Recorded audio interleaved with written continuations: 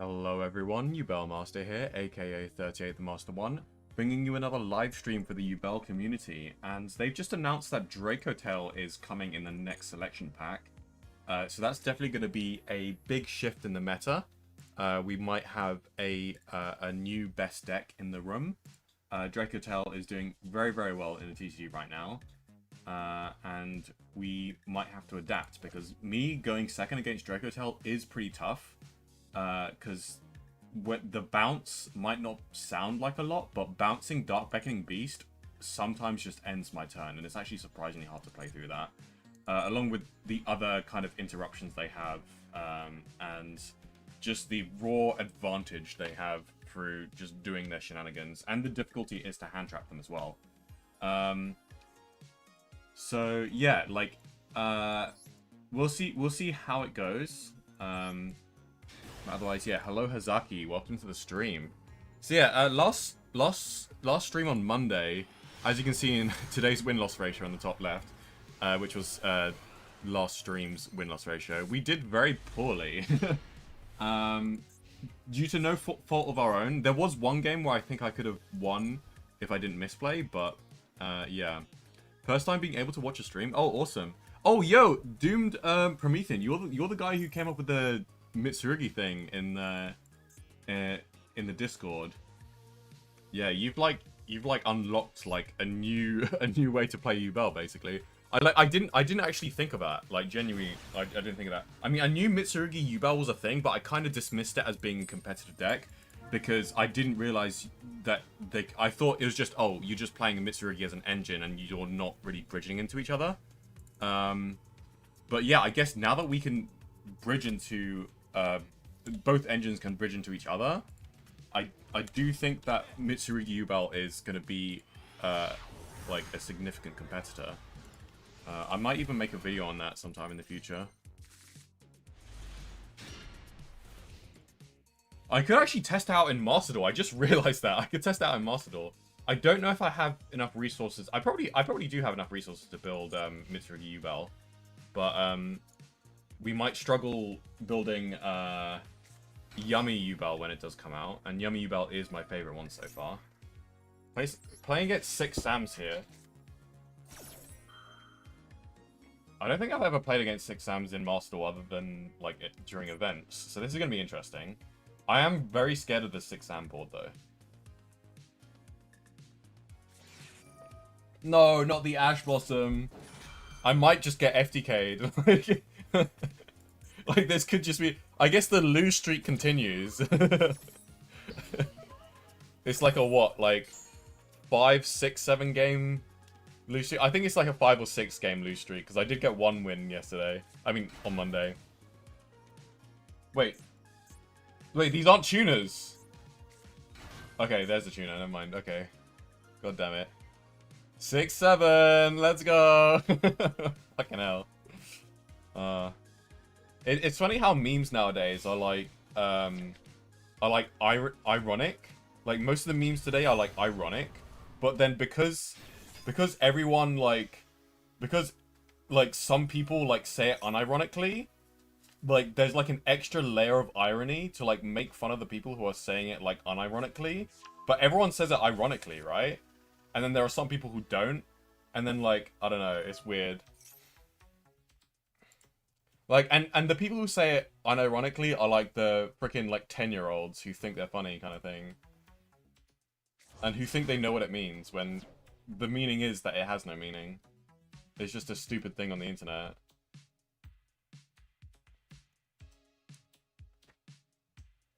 But yeah, like, I was playing Snake Eye Mitsu, but I was tired of Snake Eye, so I tried Mitsu Yubel.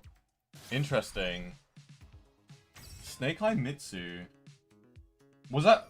And I'm guessing you used like a similar bridge. How did you bridge from Snake Eye into Mitsurugi? It's the stupidest meme so far. Yeah, so keywords so far, yeah. Wait, is this all he can do? He has no extenders. Wait, we got this. Okay, thank God. It's just a spell trap negate. That's good. I was honestly expecting he just quits. Okay. I mean, fair enough. I would have just destroyed his board, but like, I was honestly expecting to get FTK'd, but I guess the lose streak ends now. I didn't count one of the wins last time. Wait, I can actually check this.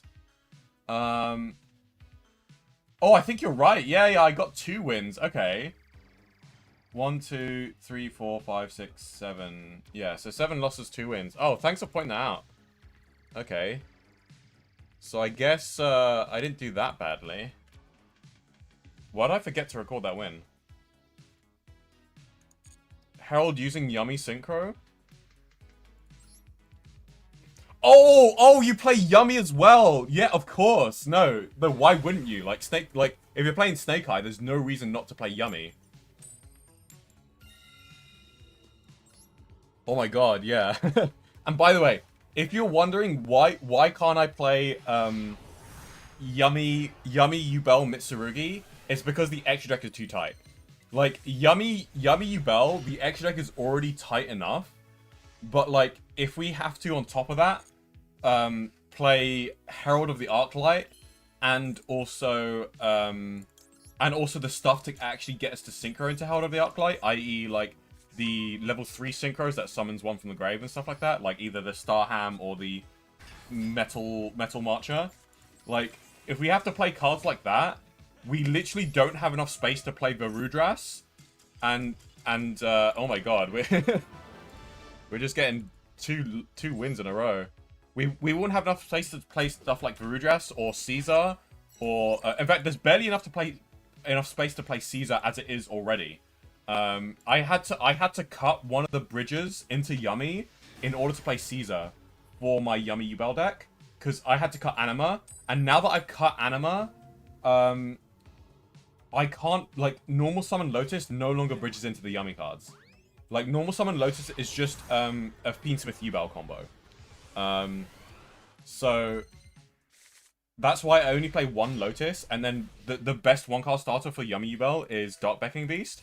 Unless although with the 60-card build, if you're playing 60, you probably do want to play Anima instead of Caesar. But I think not playing Caesar is like you're sacrificing way too much. Like Caesar is like too good of a card to sacrifice, but like it is technically sacrificable. Either that or you sacrifice Varudras, which like I don't really want to do. But like there is an argument to be made for sacrificing Varudras instead of Caesar. Personally, I prefer to keep the Varudras rather than keep the Caesar. But yeah. I hate Orcus. Oh yeah, welcome to the stream as well.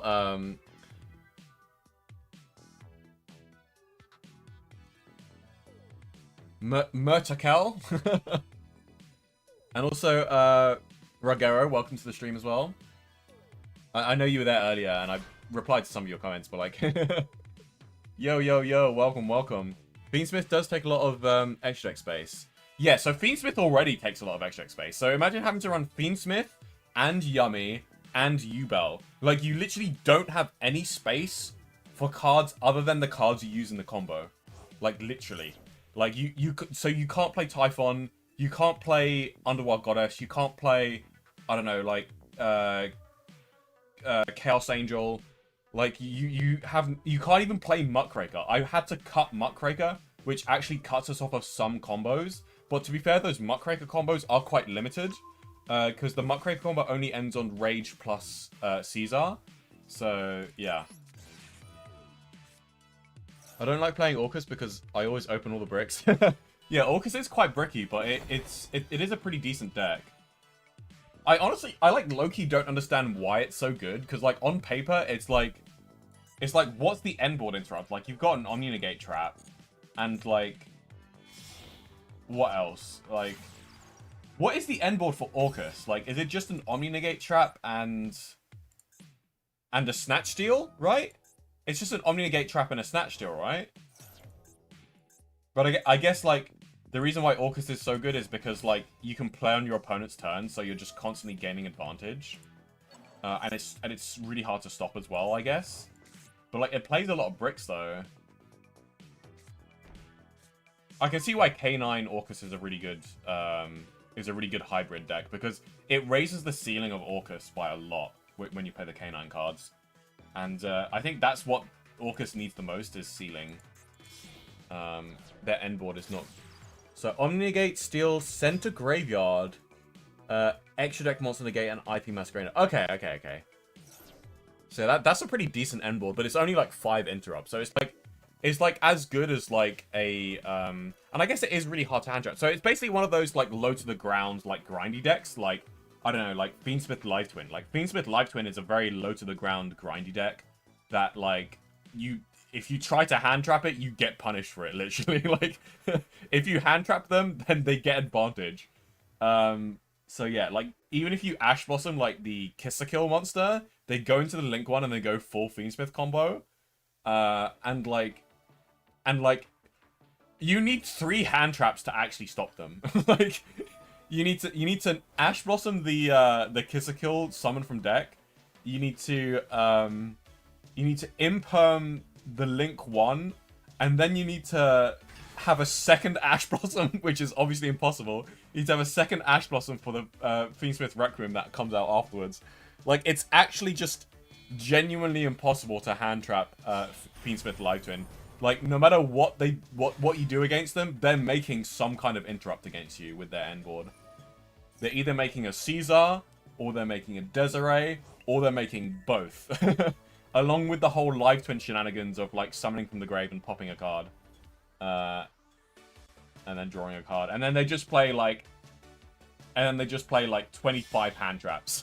So, like, the cards that they draw are all going to be hand traps as well. So it's like... Yeah, the Live Twin Fiendsmith is like the definition of a low to the ground. Like, I only have 5 interrupts, but there's no way you can stop me from getting access to those interrupts, so good luck. Okay, so this is the Snatch Steal. What card is the Center Graveyard? I don't often see that card. Can they summon Dingirsu on my turn? Is this the Center Graveyard thing? Is there a way that they can summon this on my turn? Oh, I guess they can, because they can use, like, Simple Skeleton, right? And then summon Dingirsu from the graveyard, because this is whenever it's special summons, so... Yeah, if this card is special summon... Yeah. Okay, so I get... Yeah. Simple Skeleton summoning Dingirsu from grave. I understand now. Okay, so... Yeah, I guess we are looking at the Omni Negate. This is the Snatch Steal. At least they were nice enough to give us a token for our Link plays. We have a pretty decent hand, all things considered. Not sure if I can play through this, but we'll find out. No IP, that's good. Yeah, we have like 2 less interrupts to deal with. Is he just stealing my monster immediately? I suppose. Yeah, that's fair enough. I'll play Nightmare Pain next. Hopefully that can bait out the Omni Negate. I think we'll go Nightmare Pain, destroy Lotus, add Gruesome Grave Squirmer. I'm actually, maybe we add Spirit of Yubel. Because we can't actually play Gruesome Grave Squirmer. Because we don't control a Fiend. Oh, actually, never mind. Because they didn't negate our thing, so... I will activate this first. See if this does bait out the Omni Negate. If it does, that is quite bad for us, but... Okay, so no Omni Negate. He could have done this on Resolution. I don't know if I should be Ash Blossoming this. Guys, should I be Ash Blossoming this if Elgisu gets sent to the graveyard from the Ash deck this turn? Can start a... Oh, there's a different way to send a card to graveyard. Also, hello Dago, welcome to the stream. Thanks for tuning in again. Send 1 card from... Ugh. So it's gonna... I should probably Ash this? From the extra monster zone? Oh, okay. I don't know... I think I should probably be Ash Blossoming something like the Heart Pourer, right? Like, I think this is fine, because this isn't something that affects me during my turn. He's just adding a World Legacy to hand for follow-up. And he was... I guess it was mainly doing that just to send Orcus Nightmare to the graveyard. Add to hand.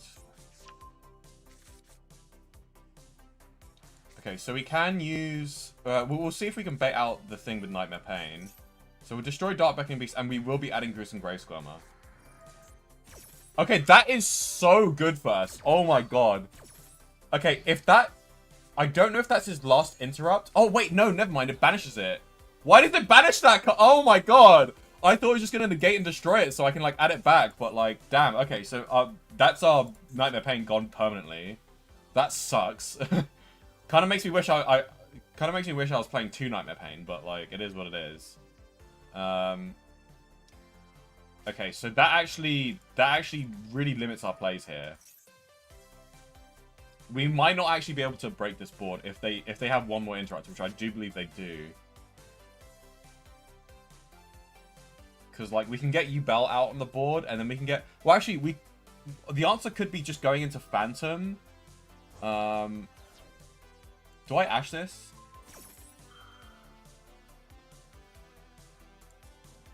What other dark monster is he sending? Because he already has Symbol Skeleton and Harp Horror, so I don't think I'm going to Ash Blossom. I think I'm just going to save my Ash Blossom for the Harp Horror.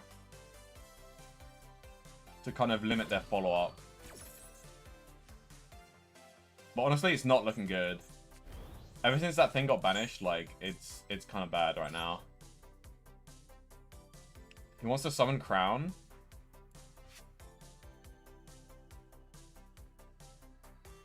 Oh, yeah, and he has Sirius as well. Maybe I think I should have ashed that, actually. Because I forgot he can just send Sirius to the graveyard. Okay, well that's noted for future, then. I should be ashing the Orcus Nightmare, because that stops him from getting a pop. Okay, anyway. No. So he can destroy my token if he wants to stop me from going into a Link 2. Actually, no, that... I can't go into a Link 2 with that anyway. Because I need 2 effect monsters.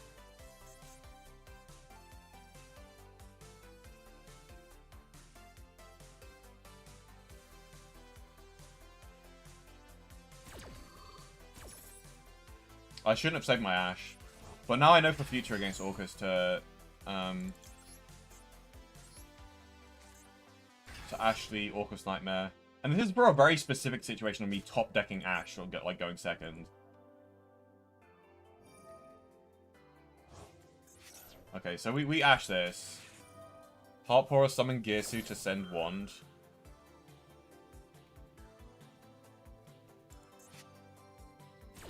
I'm not sure what the Harp Horror was doing. You might be correct about that, Hazaki, but like...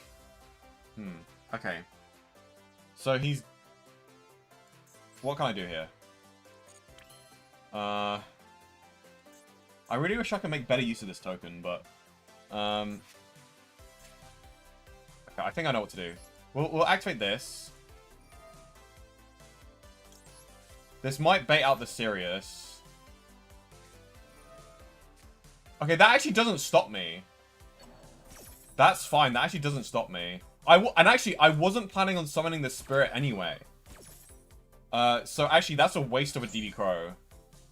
That DD Crow did nothing, actually. Like, actually, I was actually planning on summoning the Dark Beckoning Beast anyway, because I wanted to make the use of the second normal summon with Dark Beckoning Beast to summon Samsardi Lotus, and then use Samsardi Lotus to summon Spirit from the deck. Unfortunately, the Spirit's not actually getting me anything, but, okay, normal summon. He could use the pop on the Lotus, which is a good play.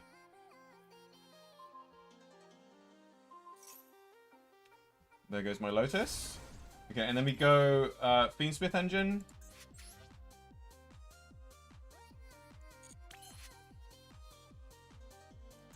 And then we make a... And then we make a Phantom.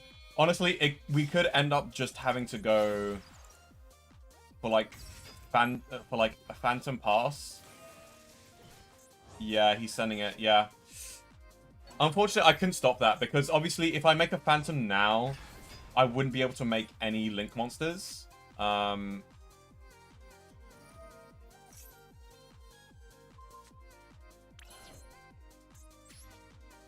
Very unfortunate. We could make a Typhon. I don't know if I should be making a Typhon, though.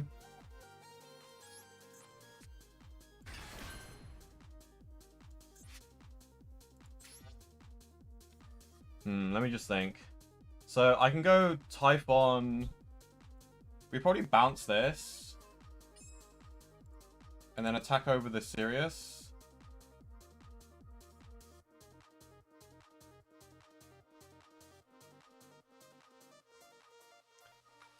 This linked card cannot be destroyed by battle. Okay, so it's not linked. He should have summoned it here. Honestly, I do think Typhon's the answer, but it sucks that it's the only way though.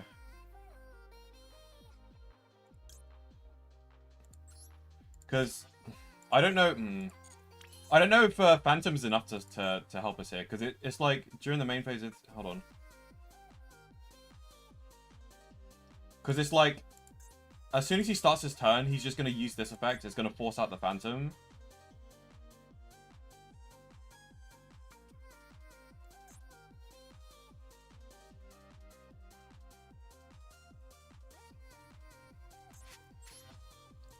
Whereas we could just preemptively deal with this by doing this.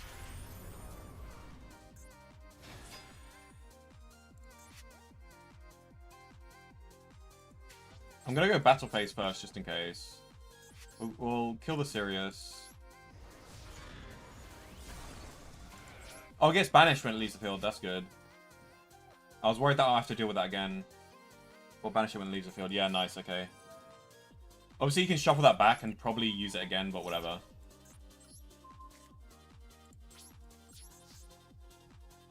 That's the best we can do.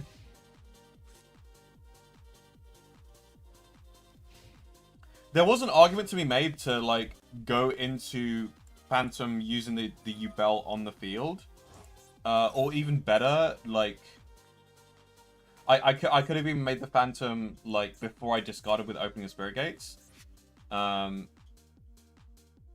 I didn't know he had a DD Crow, to be fair. But then, by doing that, I wouldn't have actually been able to activate opening Spirit Gates, come to think of it. So, like, I was just kind of caught in a rock in a hard place.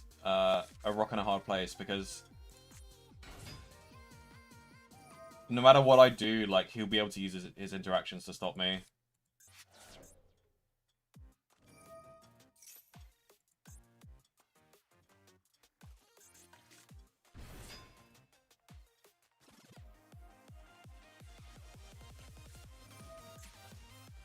Draw 2 cards. Why didn't he activate that last turn? Because it's a spell card. Can you, like, not activate the card that you set with it? Set? No, you can. I guess he didn't want to send any of the cards with that card.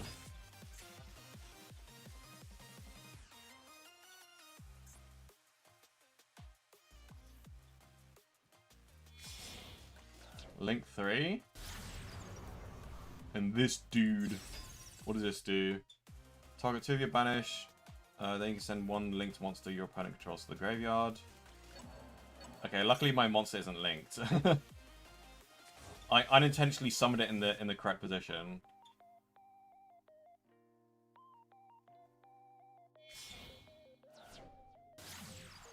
Okay, and then he's gonna steal my... No, we can't steal... no, wait. Why did this have more attack last time? Because it had, like, more than 3,000 before. But yeah, there goes my Typhon. So hopefully I'm still alive, though, because I do have some kind of semblance of follow-up. I don't think it's enough follow-up to play through all of the interrupts, but... is this just a permanent, like, take control? Why did he attack me? Why didn't he attack me?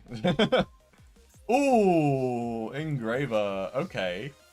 I guess we use Engraver instead.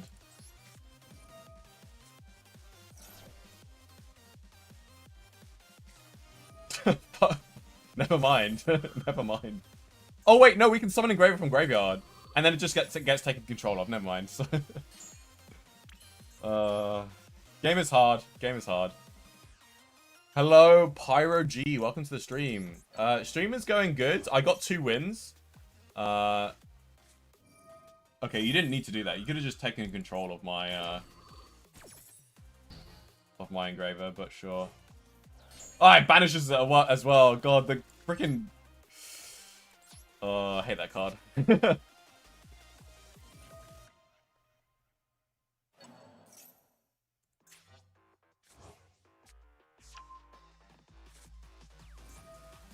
Is this one of the new cards, by the way?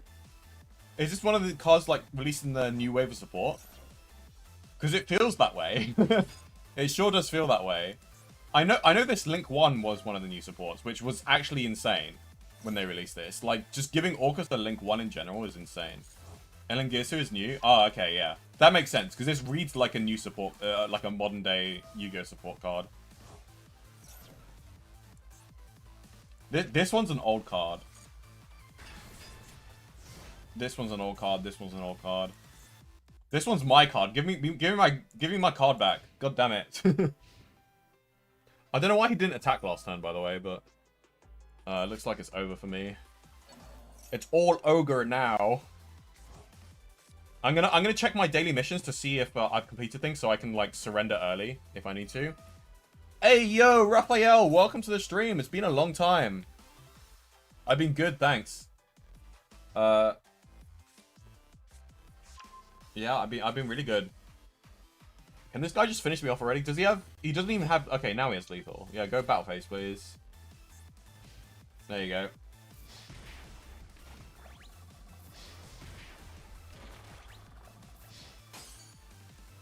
Zero attack, let's go! RIP. Couldn't beat the full Orcus end board. Even though it was only like 4 to 5 interrupts. If we had like a talent or something, then maybe. But yeah, Yubel just struggles going seconds. I mean, you know, a lot of decks struggle going seconds. A lot of decks are built to go first. Okay, so we have fusion, trap cards, spell cards, and destroy cards. Cool. I'm doing great, my bro. I didn't see you in a long time. Yeah, it's been a while. Hey, someone ate the ikura on the sushi. Who ate the ikura? Look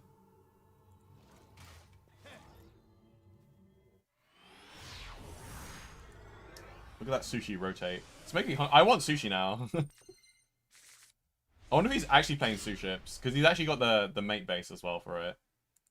2 Ash Blossoms and a Maxi. That's a decent hand going second.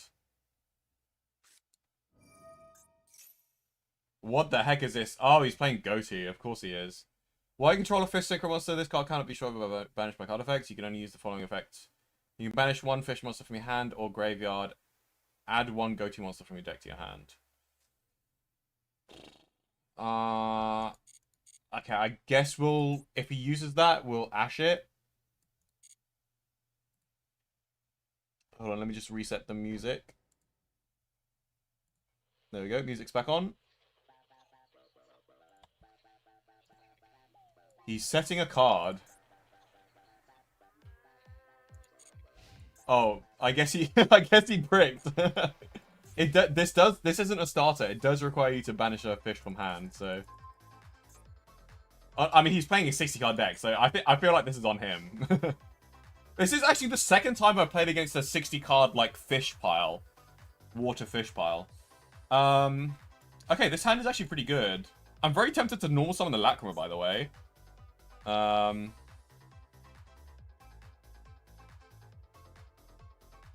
the Lacrima does play better into hand traps. Actually, you know what? Yeah. My intuition is telling me, like, normal summon Lacrima. Because it plays into hand traps better, and this guy only has hand traps. We don't need to go for the greedy full combo by normal summoning Lotus. So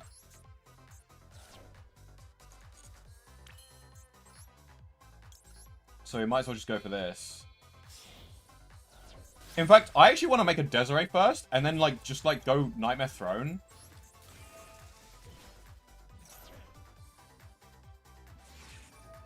Okay, that's fine. We have the Ash Blossom for that.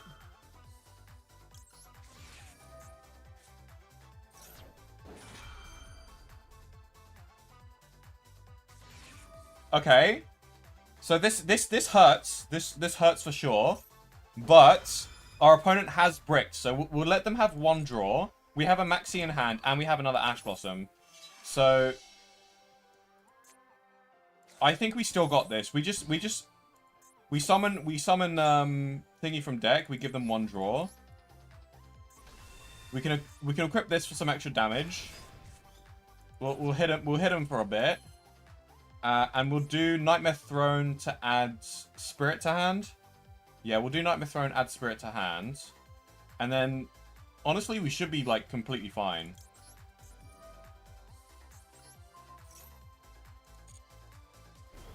And, like, I do have an Ash Blossom for that, but, like, unless he draws specifically a go-to monster that has an effect when it's banished,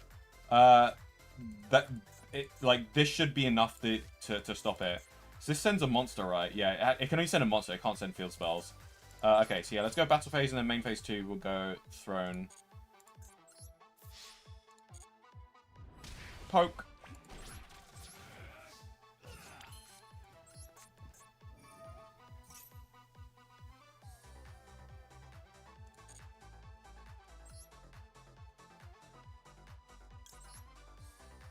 Yes.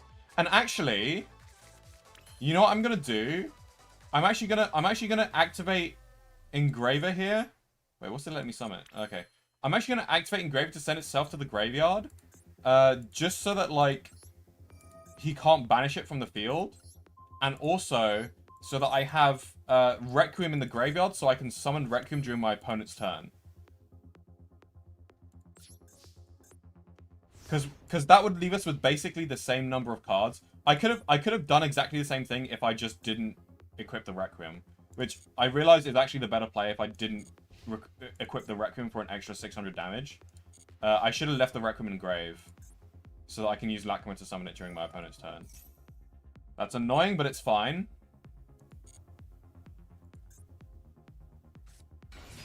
What the hell? What the hell is this? I've never seen this card in my life. Your opponent... Okay, when your opponent's monster... When your monster's targeted for attack, you can target one of your Metaphys monsters that is banished. What the heck is Metaphys? I've, like, heard of it before, but I can't remember what it is. That is banished on your grave. Banish this card, and if you do, special summon that monster in attack position.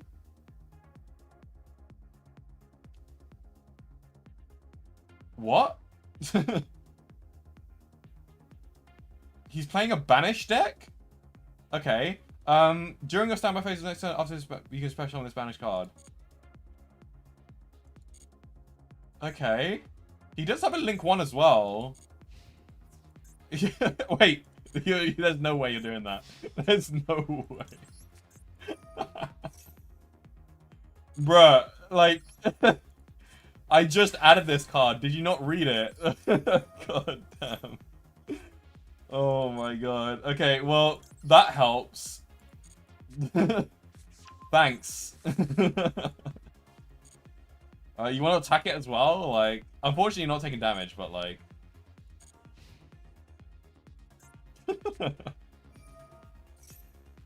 Did someone order a British guy? Well, if someone did, I'm right here.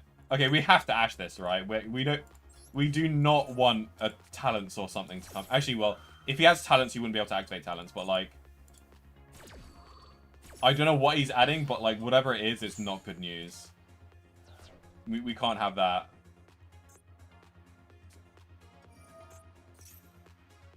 Okay, so that is going to go to the graveyard here, because this doesn't affect spells and traps. How's my day going? Yeah, my day's going great. Thanks for asking. Also, hello, AJ. Welcome to the stream. Wait, what the heck did you just send? I missed that.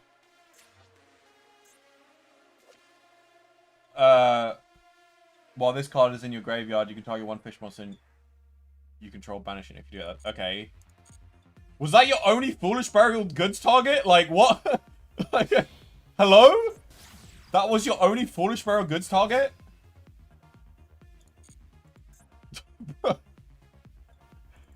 Okay, this guy sucks at deck building. Like, surely in a water fish deck, there are way better Foolish Burial Goods targets to send than that. Like, surely. Oh crap! It got banished. There goes my Requiem. Whoops.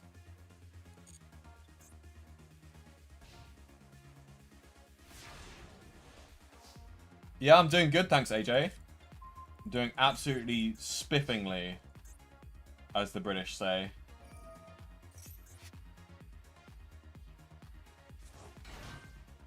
Wait, did I right-click on the Maxi? Why couldn't I chain Maxi to that?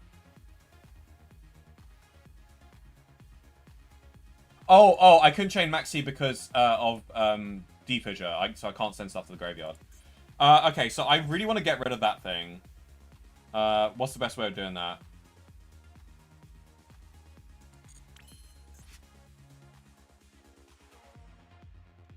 How do I get rid of that? I'm thinking normal summon Lotus, go into Almirage, and then go into SP. That's what I'm thinking. Yeah. We don't have access to Requiem anymore. In fact, I actually do one better. I'll normal summon Droll, and then Almirage. And then we'll I don't mind banishing the Lacrima. I do kind of want the Spirit in Graveyard, though. In fact, I want the Spirit on field. So we'll go SP. Just because this card's annoying. And he has, like, nothing better anyway. Wait, does it have a quick effect? I don't think it does. No, it's just this thing preventing, like, he contributed to making this thing not destroyed by battle. Anyway, let's go Almirage. Yeah, Maxi doesn't discard. It sends from hand to graveyard.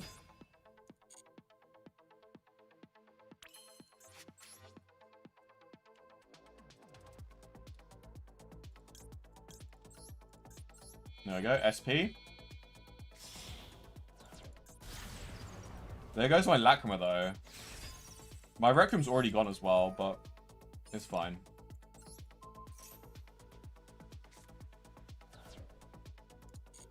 Okay, and then we'll just go... Honestly, there's nothing you can do to stop me, so let's just go crazy here. Or just keep playing. Don't need to think about the combo.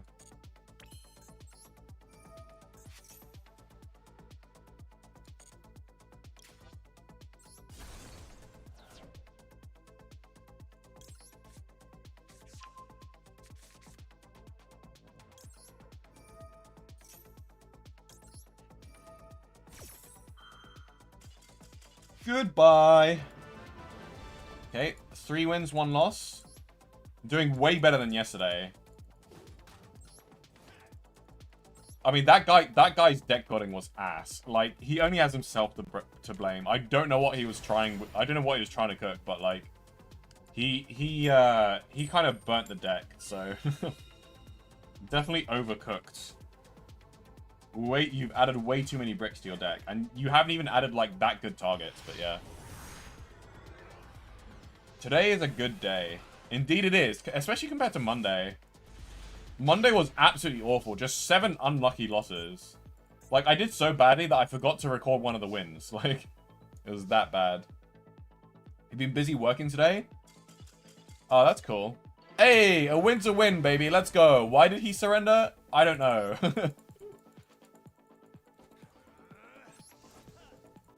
Okay, one more win till we rank up. Wait, hold on. Are we on a win streak? Oh, current win streak 2. Okay, I saw it. I got confused with the numbers there, but I was reading 5. I thought I was on a 5 win streak. So we got 4 wins, right? Yeah, 4 wins, 1 loss. It's our rank up game. Is the aura? Yeah, it's my sleeves, and my name Yubel Master. He's like, oh no, I'm facing a Master of Yubel. I better quit. There's nothing I can do, even if he bricks. I mean, I don't know if he's bricked or not, but, like, you know, he's the Yubel Master. He never bricks. Which, to be fair, I didn't have a brick hand, but, like... No, not this deck. I can't Ash Blossom this. Bruh. Oh, he gets Drill Beam. That means he already has this in hand. Ugh. That sucks. We'll draw him after this. That was kind of greedy. He did not need to do that. He should have gone into the Blue Eyes Link 1 and then add the field spell and then get Drolled. This just plays into Droll way worse. Like, that was greedy of him. He did not need to do that. He clearly doesn't know how to play around troll. Like, this is a pretty big punish for him. And yeah, you can get out your Heavenly Spheres. I don't care. I'm saving this Ash Blossom for wishes. Oh wait, never mind. I probably should have. Oh wait. Oh wait, hold on. Wait, I'm just confused. Wait. Oh, he needs the thing on field for Drill Beam. Right. Huh.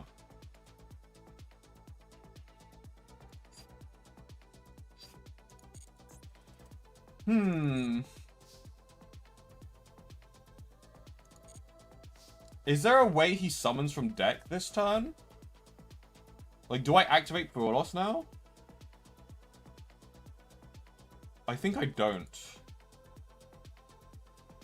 Honestly, just like Drill Beam control is a pain in the ass.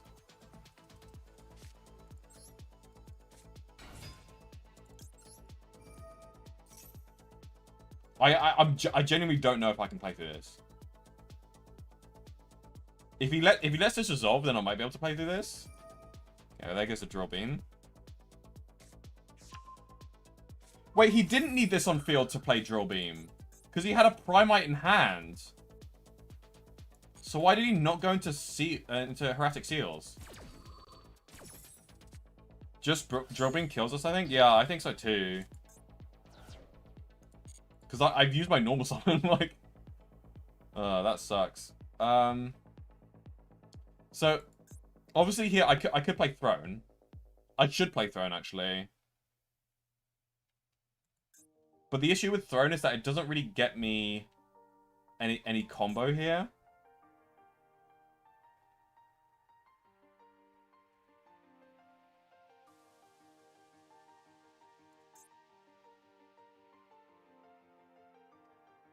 Also, I can't win because this Drill Beam is just going to recycle itself every turn.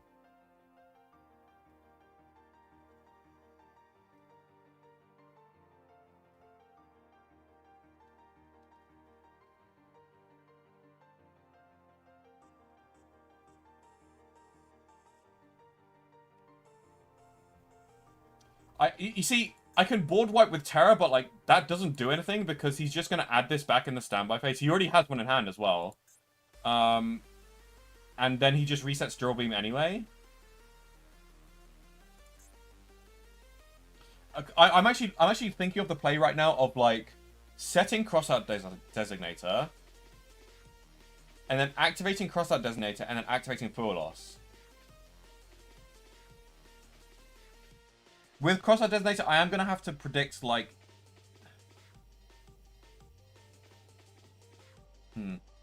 This is tricky because like I can do Crossout Designator on Ash Blossom, but then I negate my own Ash in hand. So I guess we can go Crossout Designator like.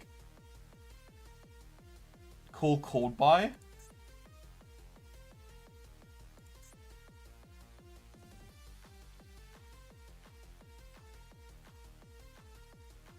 Yeah, Fill activates when there are no cards, which is why, like, because I could just save the Crossout Designator in hand, or I could set it, because I don't think I'm gonna get that much use out of Crossout Designator other than like negating one of his hand traps, right?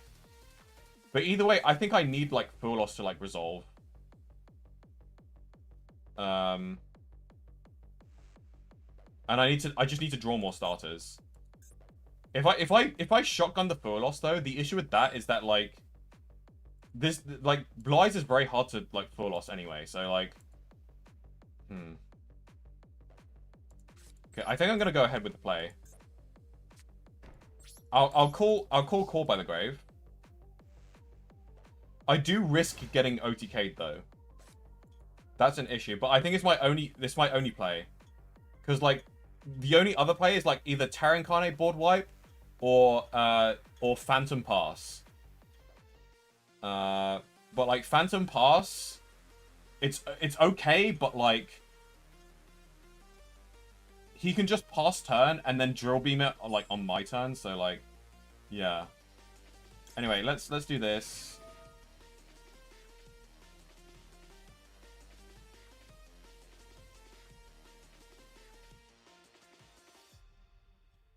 We'll call by the grave. And then we'll activate Fuel Loss and Resolution.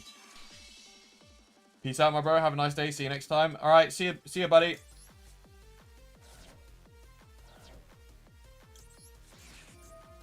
Okay. It's honestly not going to do much, but...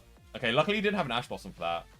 Maybe he does have an Ash Blossom and he just chose not to activate it, which is probably the correct choice. He's probably just going to hit me for a bunch of damage and then pass back to me.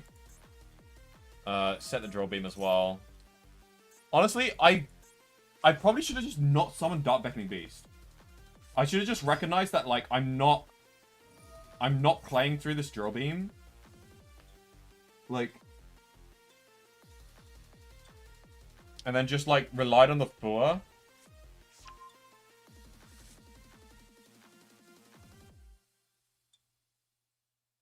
Because I basically just gave him a free Drill Beam negate. You can resolve that, that's fine.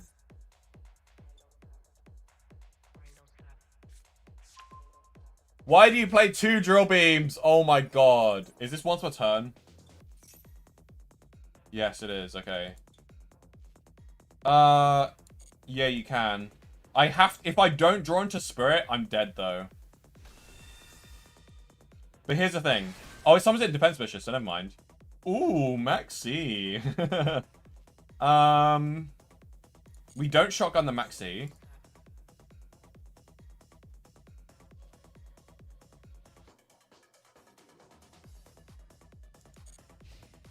I forgot it summoned it in Defense Vision, so we're still alive. I don't know why he did that. He shouldn't have done that. I think I'll hold on to... I know he can go into a Link too, but I'll hold on to the Maxi anyway.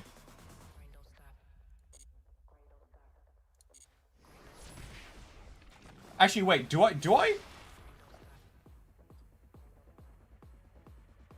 No, I actually shotgun this just so that he doesn't go into Link 2, because I actually don't want him to go into Seals, because Seals is just gonna hurt me even more.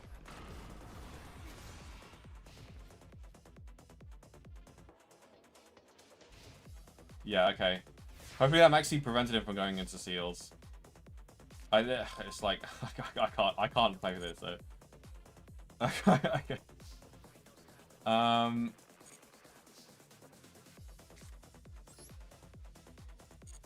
Okay, we can get our little trap activation here. If he Drill Beams this, I'm gonna go crazy. Please Drill Beam this. He's not going to though, but I'm literally just doing this for the achievement. We'll normal summon this, and we'll what the fuck? Okay. Yeah, sure thing, buddy. Wait, if we actually manage to bait out Drill Beam, then I kind of regret normal summoning this.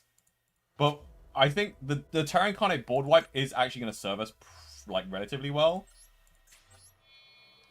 Can you imagine if he Drill Beams this? Because I'm just doing this for achievements. Like, I pretty much admitted defeat. I'm just doing this for achievements, but, like... No way! No way he just Drill Beamed that! Okay, wait, we have a Terra Incarnate board wipe here. The issue is that he does have another Drill Beam set, so he is going to Drill Beam my, my Terra Incarnate, which will trigger Throne, come to think of it. So, like, hold on. We are in this game somehow. It is going to get ashed. Well, bugger. I tried. I think Habakiri might be the strongest card in all of Yu-Gi-Oh! In Yubel, it ends on Phantom, Murakumo, Prayers, Purification, Caesar, and Rage with Yama engraved, using 1 discard. Couldn't find a way for the trap. I know Drill Beam is hard once per turn, but I'm saying, like, when I pass turn, I thought that was another Drill Beam set, but, like, whatever.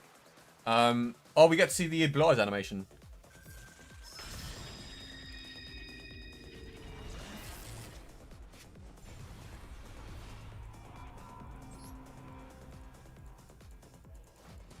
Oh, Pyro G, Doomed Promethean has been cooking up a Mitsurugi Yubel list, and I think it's like legit like a competitor for like the best Yubel deck right now. I do need to test it out, At the moment, my initial impression is that I don't think it's as good as Yummy Yubel. I think Yummy Yubel is the best in my personal opinion, because there is an argument to be made for Fiendsmith Yubel being good, although I don't think Fiendsmith Yubel is the best right now, purely because of the Moonville Closed Heaven ban, and it's just that, oh, well, okay. Why do people, he was going first as well, he was going first!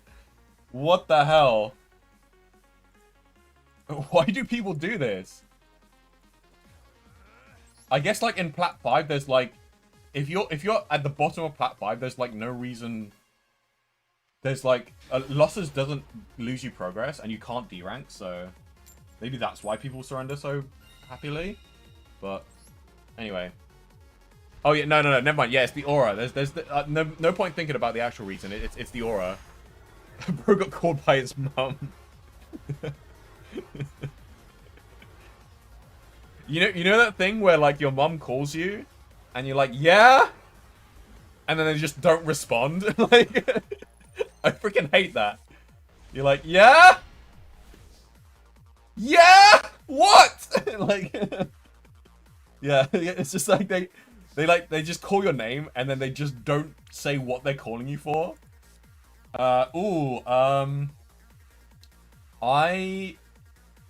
I could go for a first action Phantom, but at the same time, I actually don't have to because I do have Cold Bite and Ash Blossom. Real? Yeah, I know, right? Or like when they say, when they call you down and it's like, they say, dinner's ready, and it's like, okay, and then you come down, and then they're still cooking, and it's actually 10 minutes till dinner's ready, but like they call you down. And you're just sitting at the dinner table, like, still waiting for dinner to be ready, when it's like, I could be playing video games right now, but unfortunately my mum just called me 10 minutes early.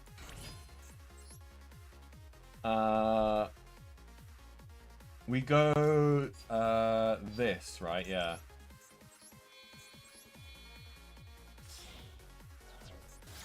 So yeah, if it wasn't for the fact that I had an Ash Blossom and Core Buy, I would probably have gone for a first action Phantom. But instead I'm going to be greedy with my combos here, just because I can. Because I have anti-hand traps in my thingy. But I will try to go for a decently early Phantom, because Nibiru is a thing. How early of a Nibiru do I have to go, though? 1, 2, 3, 4. Ooh, next summon will be the 5th summon. So if we get nibbed, can we play through that? We will have to go Phantom, but I think we can play through it. So we'll just go ahead with the play.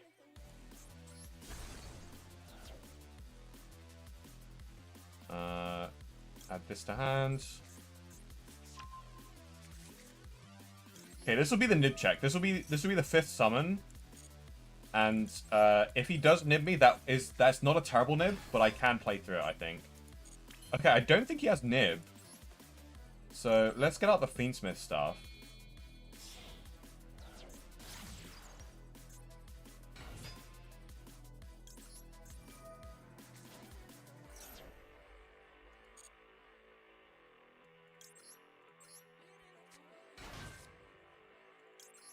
Yubel just needs some help going second. Yummy only boosts it going first, really. Mitsu boosts both. I mean, there's an argument to be made that Yummy... And to be fair, actually, Mitsu definitely boosts going second a lot. Because, like, Ritual Summon into Ameno is a really good play going second. And it forces out interactions. But at the same time, one could argue that, like, Yummy Yubel is decent going second, because if you have a hand that's, like, Marshmallow Yummy, Dark Beckoning Beast, Fiendsmith Engraver, and, like, a Talents and stuff, like, that can break a lot of boards. Because the Marshmallow Yummy doesn't use up normal summon. Dark Beckoning Beast is a really good starter. And etc, etc. Like, it's... Yummy Yubel is surprisingly good going second. Like, a lot better than Fiendsmith, and especially way better than Pure... Actually, no, not way better than Pure Yubel. But, yeah, I don't know. Anyway, I've just wasted a bunch of time. I should probably hurry up with this. What's the next step of the combo? We go Yama. Yeah, that's where we go. I think I'll summon Squirmer, though. I'll summon Squirmer. I'll go into Phantom. And then we go Yama. Okay, I gotta do this quickly, because I wasted a bit too much time yapping. I know this combo is long as heck. So we'll do this.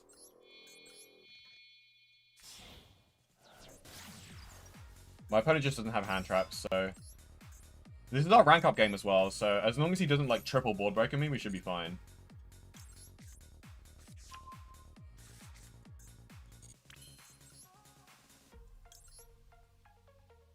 Okay, shuffle this back, and this. We can actually make 2 Phantoms here. This is, like, Omega Super Special Awesome Mega combo here. We might even be able to make Caesar. I'm not quite sure if we can, but, like, we might be able to.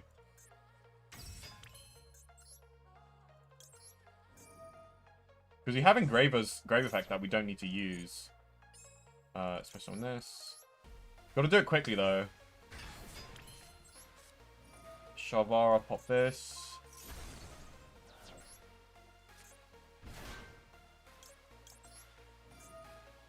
Chenik 1 Yama, Chenik 2 Spirit for the full Shavara sweep.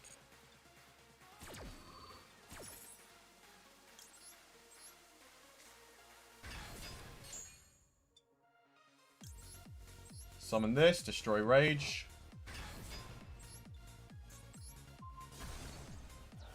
Rage add back Engraver.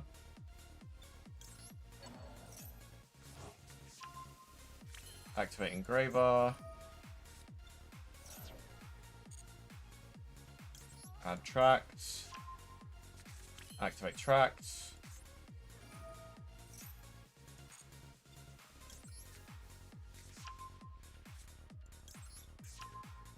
Discard and summon Lurie.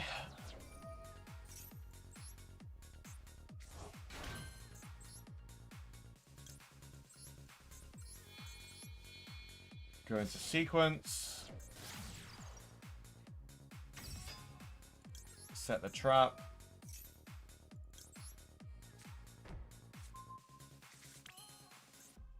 Go into Varudras. We have a second Phantom as well that we can summon for a body. I'm gonna go Aerolita, by the way. Okay, I wanted to practice that combo, but yeah. Understandable that you surrender. Okay. 6 wins, 2 losses. Not terrible, but like, definitely not the running start that we were hoping for. Usually I get like, I guess because usually like I'm playing Platinum like kind of late into the season, so a lot of people that are like, are really good at the game have already like passed these ranks. But anyway, yeah. Okay, so yes. 6 wins. That's pretty good. I'm going to be ending stream here because I do need to do a lot of other things today. We got one of our daily missions as well. That's really good. Okay, so yeah, thank you all so much for tuning in. And yeah, Doomed Promethean. I'm gonna keep in touch with you for the Mitsurugi Yubel deck. Is Varudras worth running without DBB? Okay, so Varudras is worth running without the DBB package because the DBB package doesn't determine whether you go into Varudras or not. The thing is that like the question is like, do you want to run Varudras or a Bawaku? Because like a Bawaku, usually I say a Bawaku is worse than a Varudras, so you just play Varudras instead of a Bawaku. But because of the Mitsurugi cards, a Bawaku has extra value here. Because a Bawaku can summon the Mitsurugi cards. So in Mitsurugi Yubel specifically, I'd say a Bawaku is necessary to run. If you're really struggling for space, then Varudras is technically cuttable, I suppose. But do run Varudras if you can. Like, I'd rather run Varudras over a Typhon, for example. I'd also run Varudras over over an Underworld Goddess or an Access Code Talker. Do not run Access Code Talker. We just don't have... Access to Code Talker, I'd say, like, if you're running Access to Code Talker, then you don't know how to OTK. You should be OTKing without Access Code Talker. But hey, you know what? Come think of it. Before I end, I was gonna end stream, but like before I end stream, maybe we can actually theory craft a Mitsurugi Yubel. Actually, no. Do we have Ashlan? I guess we don't. Did I spell it right? Yeah, I did. Okay, so we don't have Ashlan yet, so technically the Mitsurugi Yubel deck is not possible in this Master Duel format yet. This does include cards I have and don't have, right? I assume it does. Yeah, it does include cards I don't have. No Ashlan yet, yeah. So yeah, but like if you cut Dark Beckoning Beast, then you can cut Amaraj. So that's the thing. If you cut Dark Beckoning Beast, then you can cut Amaraj. But like I honestly don't know about cutting Dark Beckoning Beast because it's still one. Especially if you want to run a 60-card deck. And personally, I think the best way to play Mitsurugi Yubel is to play a 60-card deck because there's way too many bricks. Because you have to play the ritual, as in the Light Fiend ritual. What is the Light Fiend ritual actually? Ritual, light, and also, you know, there's new Fiend ritual support coming out with the frickin', what do you call it? With the Archfiend cards. There's new Archfiend cards. There's like 3. Okay, let me get off the light tag. Where's Fiend? Okay, so it has to be a Fiend ritual. We have a lot of options here. Okay, so this is a Light Fiend.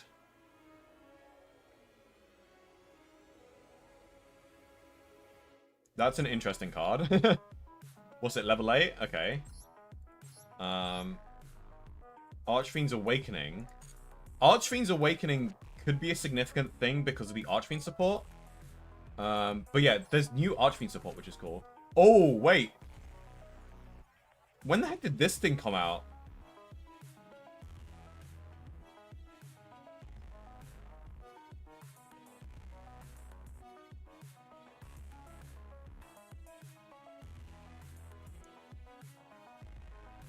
Oh, this card sucks. Never mind. I thought that was... I swear they're releasing a new card. Like, a new demise card that, like, you can reveal it in hand to add any ritual monster or something. Like, I remember reading it and being like, what the heck is this? This is nuts. It was like a new demise card. Well, these are all, like, really cool looking. You got a baby demise. Oh, we got a Burning Abyss card. Does it have a graveyard effect? If this card is sent from the field to the graveyard, you can target one card in the field, send it to the graveyard. Okay, that's only from field to graveyard, unfortunately. That's kind of annoying. I wish I had like a just when it's sent to the graveyard effect, like the other Burning Abyss cards do. Okay, have this old classic one.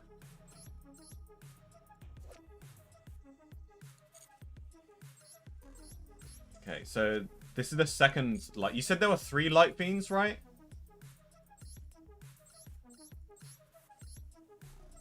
There's a Water Fiend. It can't... Oh, yeah, you're right. It can't be dark. Right, okay. Wait, yeah, that... Oh, I see. So there's 3 including this water option. Right. Okay, yeah. So yeah, I guess we just go for the Light Fiend. There's, like, no reason not to go for the Light Fiend. There's an incantation stuff. During the main phase, quick you view this card in your hand. Whoa, this has a hand effect? Discard 1 card, then switch on 1 incantation from your graveyard whose total levels... What? But shuffle them into the deck during the end phase. Okay, so I guess we won't be using the hand effect unless we're playing incantation stuff. I mean, if one of the incantations is, like, full combo, then, like, maybe, but, like... I don't believe they are, though. Like... 1 ritual monster in your hand, special summon both this card. So that's not really a 1-card combo. I think all of these, like, you need to reveal a ritual in hand, so like I don't think we're gonna run these. So yeah, never mind. There's an incantation that locks your opponent. Yeah, I do remember that actually.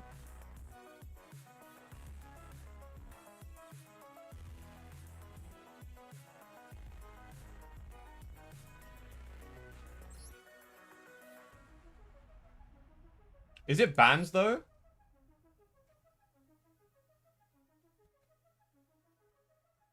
What's the one that locks your opponent?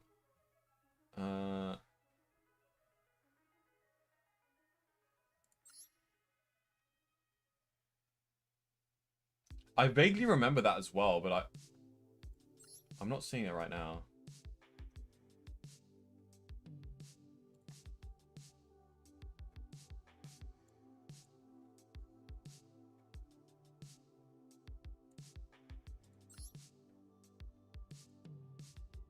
Oh, okay. I mean, this makes sense because, like, you cannot switch summon monsters from the edge deck, right? So I guess if you, like, give your opponent a thing, then yeah. How do you play Mitsurugi with Yubel? You use a card called Ashland something. It's got, like, a bunch of numbers after it. But it's a link to...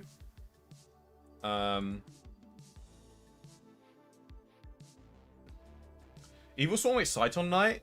Oh, yeah. I mean, I was actually just thinking just go into Reproducus and then change one of the Mitsurugi cards into a light into a fiend monster. No, that doesn't work. Never mind. Yeah, I forgot about Evil Swarm Exciton Knight, but yeah, that makes sense. So yeah. Mitsurugi can easily bridge into Yubel via Exciton Knight, and then to bridge from Yubel into Mitsurugi, you use this card called Ashland something. Let me actually look up the name so I can actually inform you guys. It's Ashland U1000. There we go. So Ashland, all in caps lock, by the way. So yeah, Ashland U1000 is a Link 2 monster. It requires 2 monsters with different attributes and different types. And you can reveal a ritual monster in hand. Add a different ritual monster from your deck to your hand with a different attribute and type. So during the combo, we use Aerial Eater to send... this is also very, like, new tech, by the way. We're actually all discussing this on the Yubel community Discord, which, by the way, there's a link in the stream description for the Yubel community Discord. So join that Discord if you want to join in on the theory crafting. But yeah, we're actually theory crafting it right now.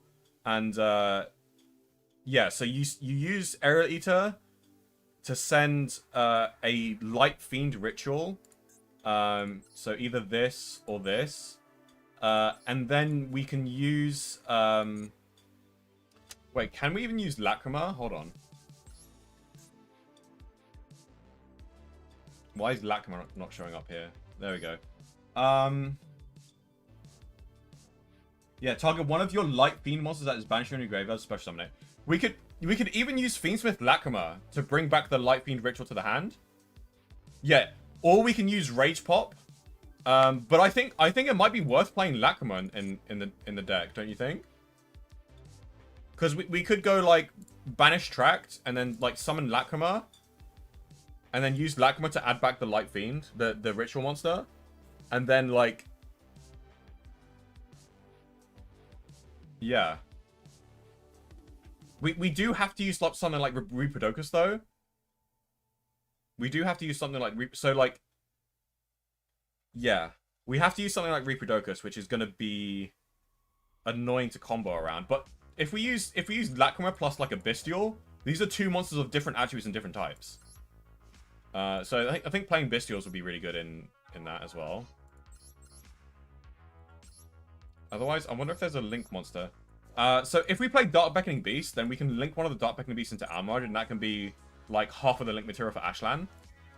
So that's something to consider. That could be something to worth keeping the Dark Beckoning Beast engine. Because I still kind of want to keep the Dark Beckoning Beast engine, but I do want to minimize it. So like, if I do play Dark Beckoning Beast engine, it'll probably be like 2 opening, 2 Dark Beckoning Beast, I think. No more. Might have to cut something like Drew Dress then. Yeah, I guess the extra would be really tight, wouldn't it? Hmm.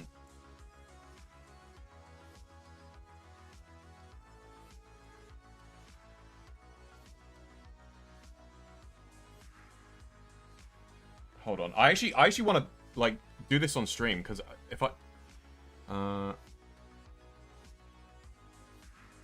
okay, guys, we're doing an on-stream theory craft session. Hold on.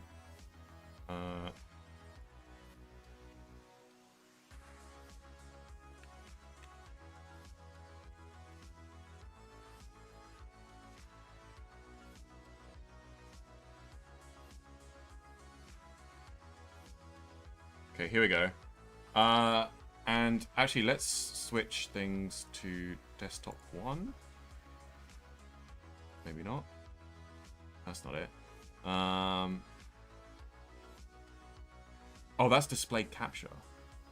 That shouldn't be it.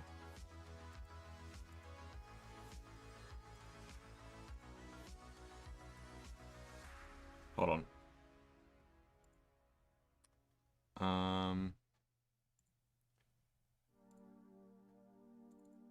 Yeah, it should be display capture.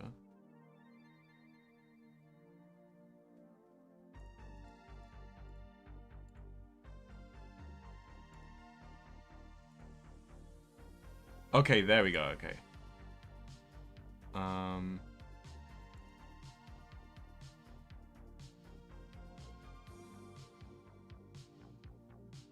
Okay, we have dueling book now.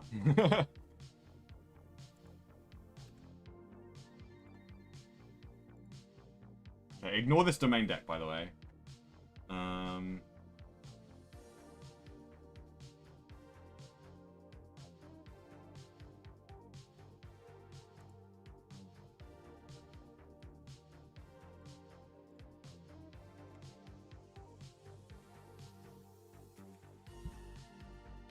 Okay, let's see. What do we... Hold on. Necroquip plus Phantom, so you can summon Air Eater. Do we? I don't think we need to play Necroquip. That is like technically cuttable, right? We cut these two.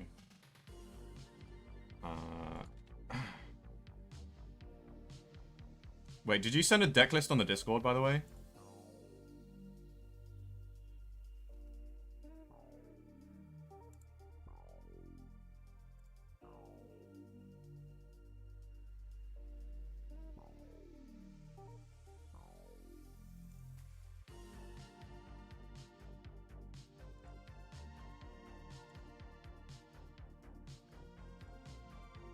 Okay, I'm gonna copy your deck list. Doomed Promethean. Oh, you haven't updated one? I'm looking at the last thing that you posted in other engines. And I'm gonna copy that. So we do actually need Terra Incarnate.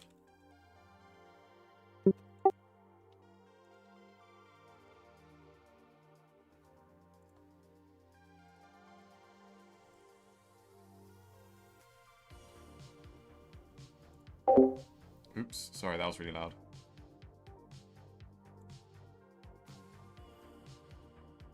Okay, oh, that was your test build? Vrudus is supposed to be Necroquip. Okay. So it's slightly different, but like we'll go off of this. I'm gonna order it like you did, so I can follow it easier.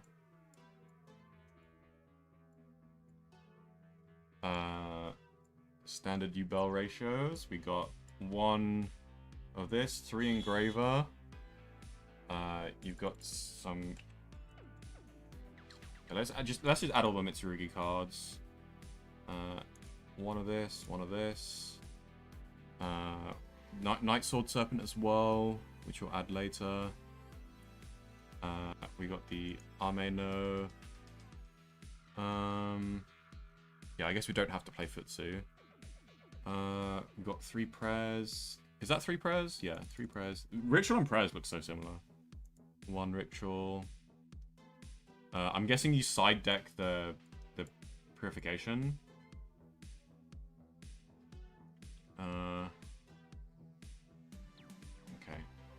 So we have this thing up here. And the Saji Night Sword Serpent.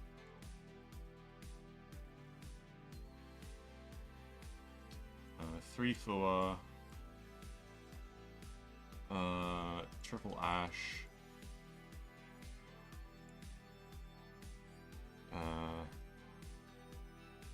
Got some ghost spells.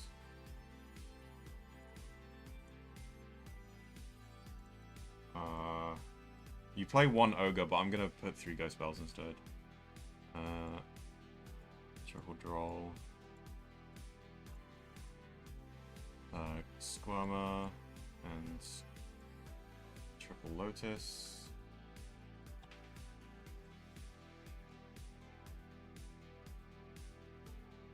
We need to play the...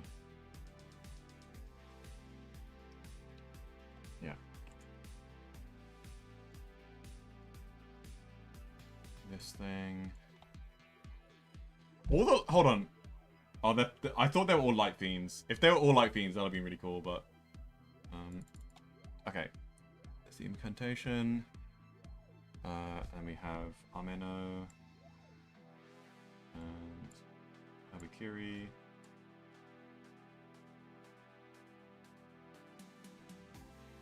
I should stop calling this Ameno. I should be calling it Murakumo. What's next? We got Tracts. Talents. No terraforming? We definitely play terraforming, by the way. Because Throne is the best starter extender.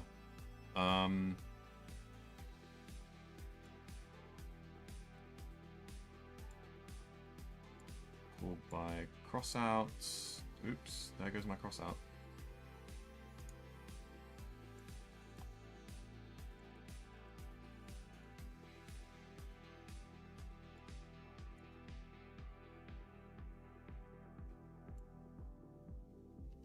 Yeah, I forgot about terraforming.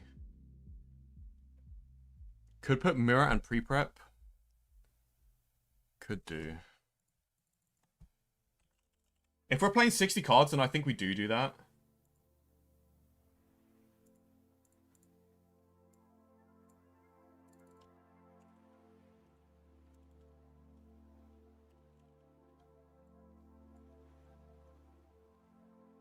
Like, we definitely do this if we're playing 60. Okay, is there something that I'm missing from this deck? It looks like you've cut the Dark Beckoning Beast. I'm going to leave it in here for now, just for options. I can put them in the side deck, actually. Let's just not actually worry about any of these.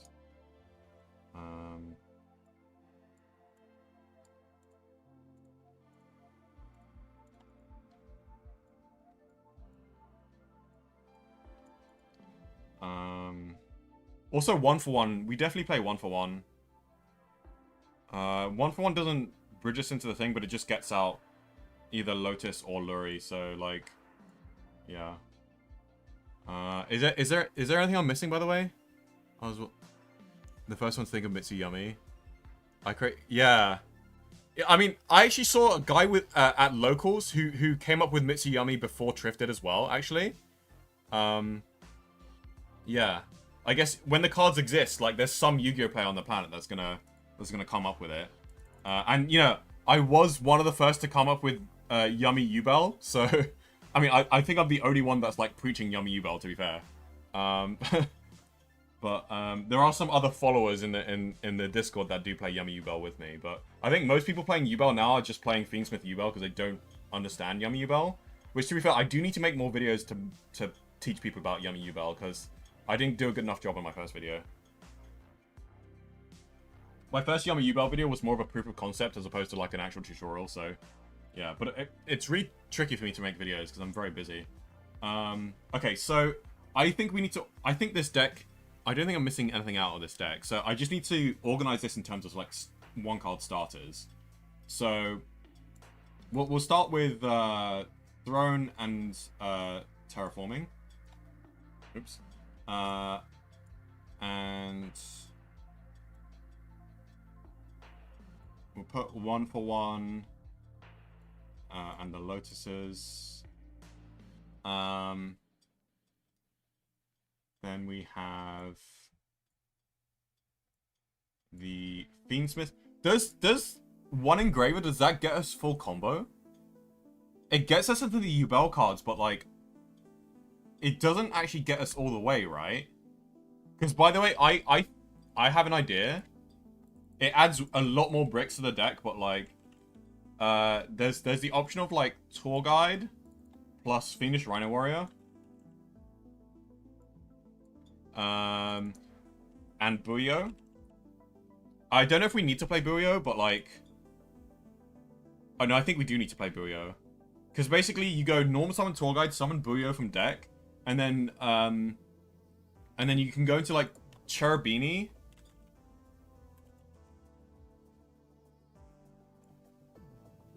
You can go into Cherubini, and then Cherubini can send Fiendish Rhino Warrior. That way, Buyo can add Mutiny in the Sky, and then Fiendish Rhino Warrior, which is sent by Cherubini, can send... So, basically, this package here allows us to dump 2 Fiends with 1 normal summon. So with this, we can dump Lotus, and we can dump the Light Fiend Ritual. So, yeah, that's just something to consider. 1 engraver gets you to either Yubel or Mitsu, yeah. And I think we go for the Yubel combo, because I think the Yubel combo is stronger than the Mitsu. Yeah, very, very tight extra, but might be worth, though. It might be worth specifically in a 60-card build, but I think in a 50-card build, like... But, like, in a 50-card build, we have to look at, like, do we have enough starters? Because, like... The Fiendsmith stuff does get us half a combo, but, like... Yeah, I mean, I guess we can just play a 50-card deck and accept that, like, it's like a 2-card starter. Oh my god, freaking connection. Yeah, it saved it at least. Okay. Habakiri's glitched.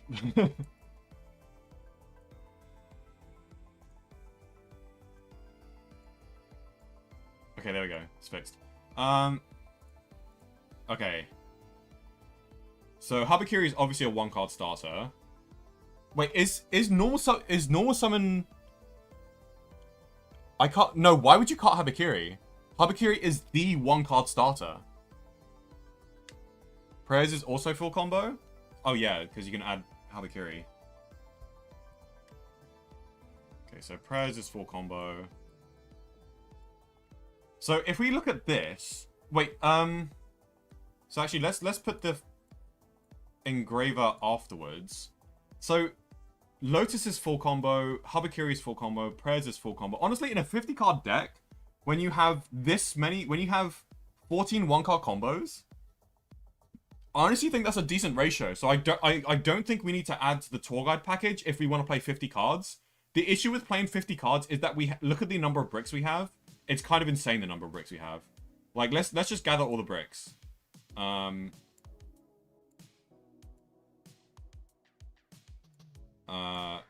Ritual's technically a brick. Hold on, let me just organize them better. Tract goes with engraver. This is a brick as well. This is a brick. Is Lurie a brick? Because, like, does normal summon Lurie get us there? I mean, normal summon Lurie can get us there, I suppose. It can get us, like, the half combo, so I guess we'll put that with the engraver stuff. Mirror is full combo? Don't you mean pre-preparation is full combo? Mirror's not full combo. And that's assuming if we play Mirror. But, like, I don't think Mirror's full combo. Right? Like, what am I missing? Yeah, so Mirror's not full combo. You meant Lurie, yeah, okay. So Lurie's full combo. Okay. Well, I mean, Lurie's half combo technically, right? Because normal summon Lurie only gets us into either Yubel or Mitsurugi, so we're probably choosing Yubel. But obviously, if we have Habakiri in hand along with the Fiendsmith stuff, then it is full combo. Because we're defining full combo as both Mitsurugi and Yubel combo.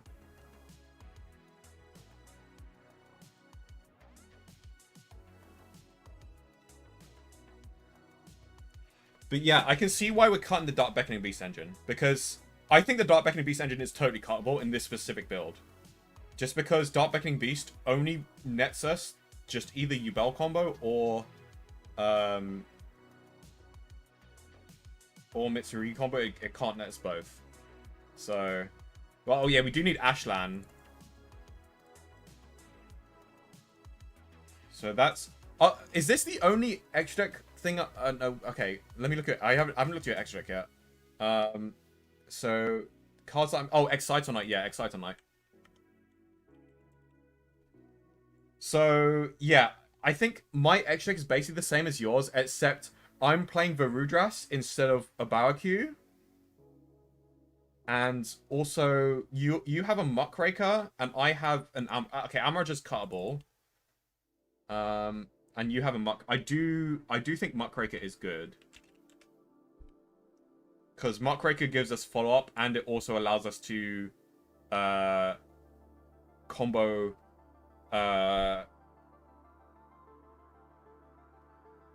under certain circumstances.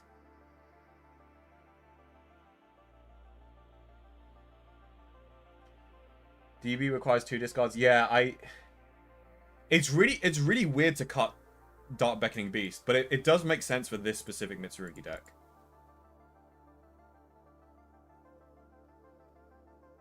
You have one... Yeah, one Amaraj. Yeah, I removed the Amaraj. So yeah, our extra deck is basically the same, other than you have a Baoku instead of Varudras. I do like a Baoku. I do like it a lot. Oh wait, no, wait, hold on. I've got 2 Muckrakers. Wait. I have 2 Muckrakers. Oh, you have Varudras. Oh, sorry, I just noticed you have Varudras, yeah. Wait, is our extra deck the same now? Where the heck do I put this? I'll just put this there. Is our extra deck the same? I think our extra deck is exactly the same, right? Yeah, our extra deck is exactly the same, right? Yeah. Oh, I have one already. I thought you said ALR is Amaraj. I have one already. Yeah, okay. I cut Varudras for... Why would you cut Varudras for Necroquip? Why would you need Necroquip? Because, like, the Fiendsmith combo, it just gets out the Lacrima. Oh, Lacrima is also full combo as well, I guess. Better one card... Like, how is it significantly better where we have to sacrifice one of our boss monsters? I honestly... I'm not yet convinced on Necroquip, because... Like, why do we need the 2 level 6s?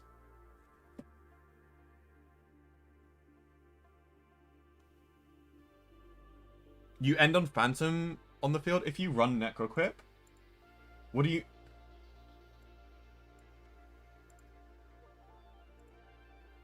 Oh yeah, okay. Okay, let me proxy... Hold on. Let me proxy the Necroquip. Oops.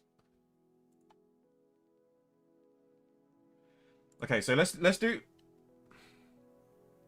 Need 2 cards per early to summon Mitsurugi Bridge.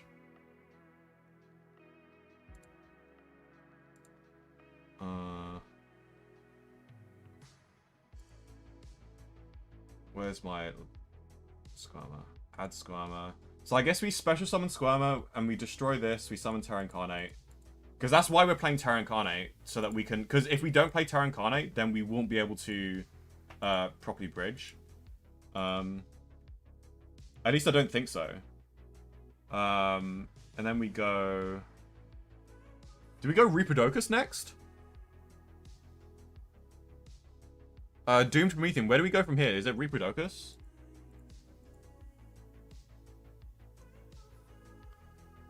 We can make a Phantom. Yeah, no, that's what I'm doing now. I'm making a phantom. And then we banish Squirmer. And then make Spirit a light fiend. But by the way, we're ignoring whatever we have in hand, by the way. So let me just put these to the top just to not confuse you guys. And let's add another hand trap. There we go.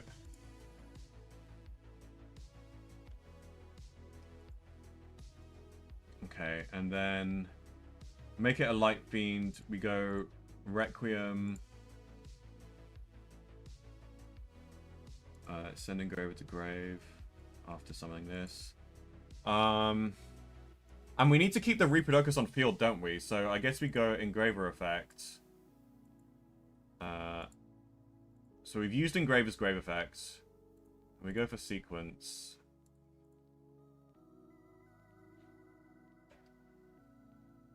Forgot you can use Samsara. So yeah, this is by using Samsara, we don't have to play Terra Incarnate, but I think we actually need Terra Incarnate anyway. And I'll show you why later on. Because I think without Terra Incarnate, I don't think the combo is possible. But wait, hold on. What does Necroquip do? Can we wind back? What does Necroquip actually do here? Oh, I see what Necroquip does. I see what it does. It gets us the extra Dark Fiend Engrave to summon back Aerolita, right? Yeah, for Ita. Yeah, right. Okay. So I guess I'm showing you now that we don't actually need to play Necroquip, because we can do the combo like this. So I see why you think we need Necroquip, but I believe we don't need that.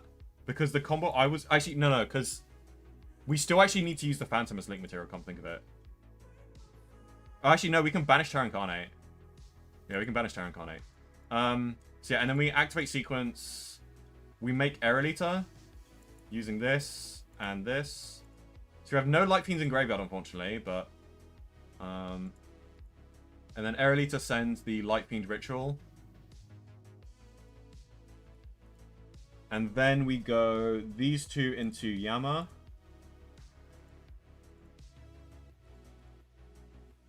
Yama adds Shavara.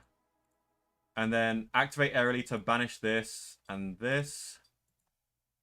Which it does mean that we can't access Terra Incarnate again until we get the field spell, which is fine. But yeah.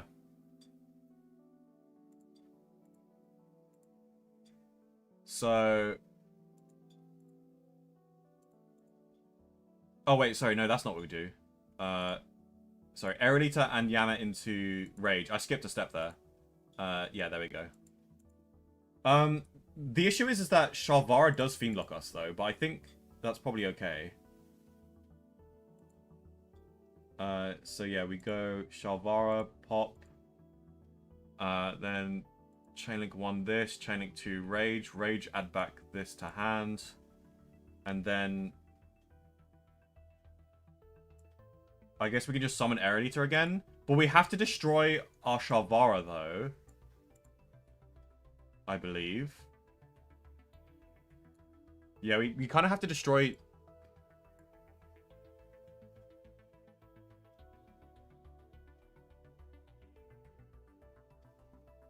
Pop with... Hold on. So, did I do this correctly? Summon Rage?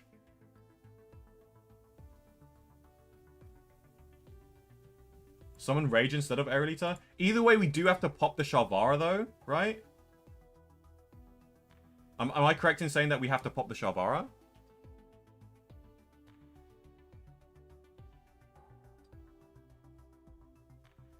I mean, it doesn't actually matter what we summon because we're instantly going to link it off anyway, right? Because we have to pop the Shalvara with the Yama so we're not fiend locked. And then Shalvara will set us the chamber. And then we link these two into Ashlan. And then we reveal one ritual in hand to add Habakiri. Now, I haven't done Mitsurugi combos before, but I played against it, so let me know if I'm doing this incorrectly. But yeah, we reveal to special summon and tribute Saji, and then Saji adds the ritual, right? Mitsurugi ritual. And then what do we, when we activate ritual, what do we do first? We add prayers?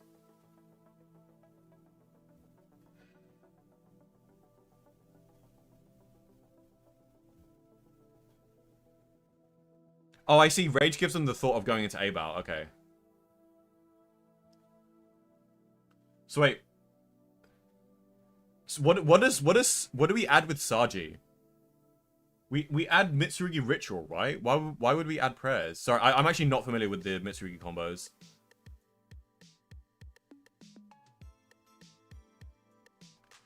Prayers tribute Habakiri to add Murakumo. Oh, okay. To add Murakumo and summon Saji. So you can make A-Bow on board.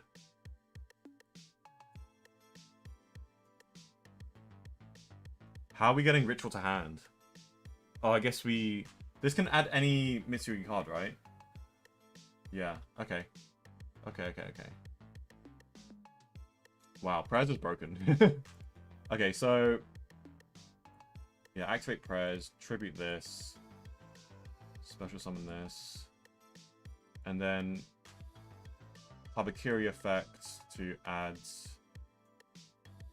ritual to hand.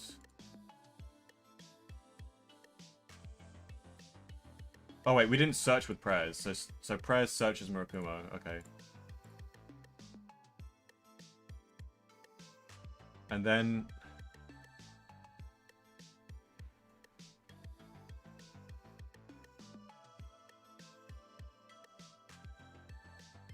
yeah. And then we go ritual to summon from hand. Serpent Kusanagi, right. So Kusanagi, Serpent, summon this from hand. And then we activate this, and then Kusanagi brings back this to hand. And then we summon from deck, I guess. And then we use...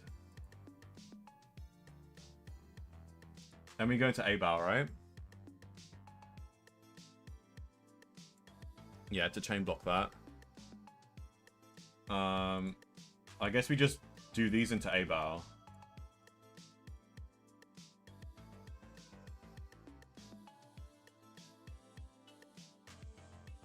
Extra deck is really tight though. I can definitely see that. But like with A-Bow, we have discard fodder already with this, so that's good. Oh, is that illegal?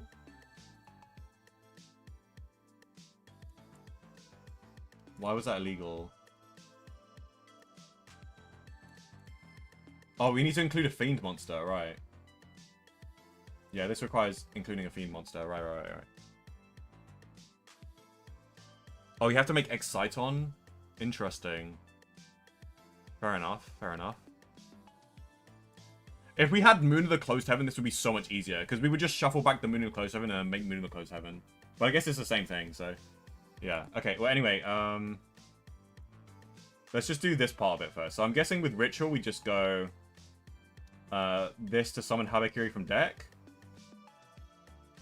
Like... We're not playing Futsu, I guess? I guess we don't have to play Futsu. And then what's Murakumo adding? I guess Murakumo can add another prayers.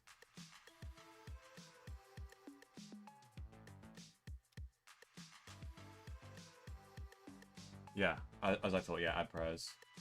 And then obviously if we're going first, we would side in the trap card. And we would search the Purification trap card here instead of prayers. Futsu unnecessary break? Fair enough, yeah. We're not playing pure, so... And then do we use the Habakiri as link material? I guess?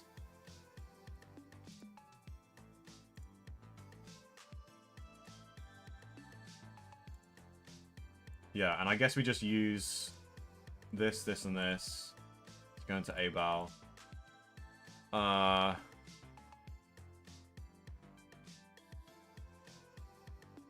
Do we use Abal's effect now? Like, discard 1 to summon a light or dark? Because I suppose we could use it to summon Rage.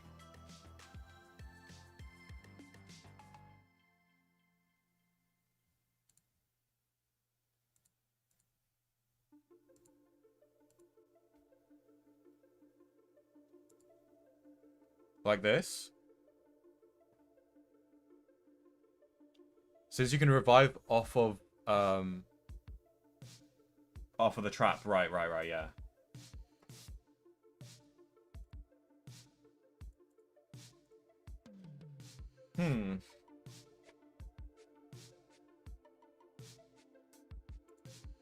Yeah, no, I agree. It is better to summon Habakiri, but like Habakiri, I guess it's just making them lose attack.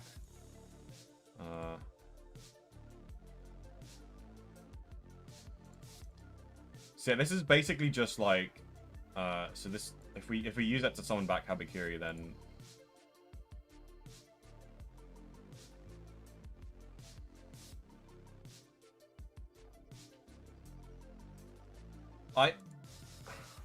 thing is we don't have an Omni Negate though. This does not count as an Omni Negate, by the way. But I guess this is the 1-card combo. Obviously, like, if we could get more bodies, then we might be able to go into Varudras or Caesar. Especially if we can go into Muckraker.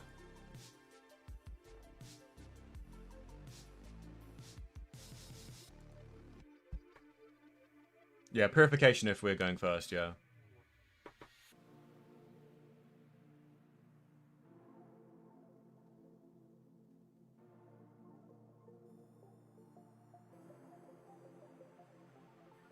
Okay, so yeah, this is basically just Rage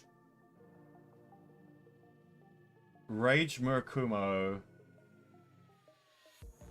which obviously we can tribute with prayers.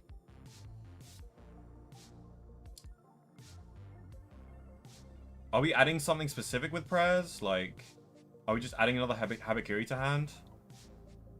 And you know, adding the Habakiri to hand gives us discard fodder, actually, come think of it.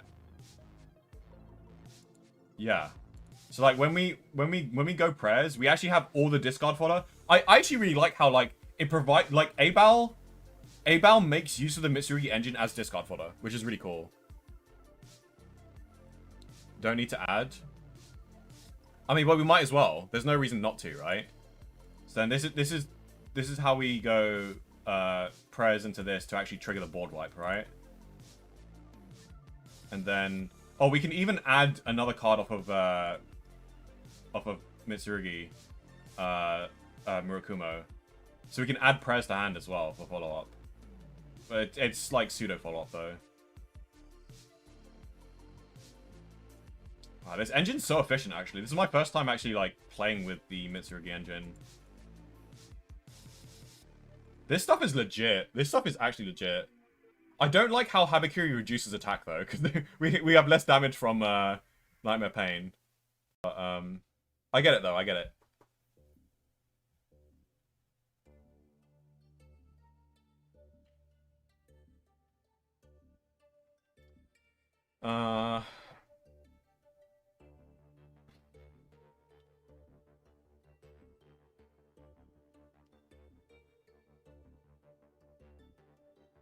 And also, you know, they don't really know how much of a Mitsurugi engine we're running, because this is kind of like fake follow-up, right?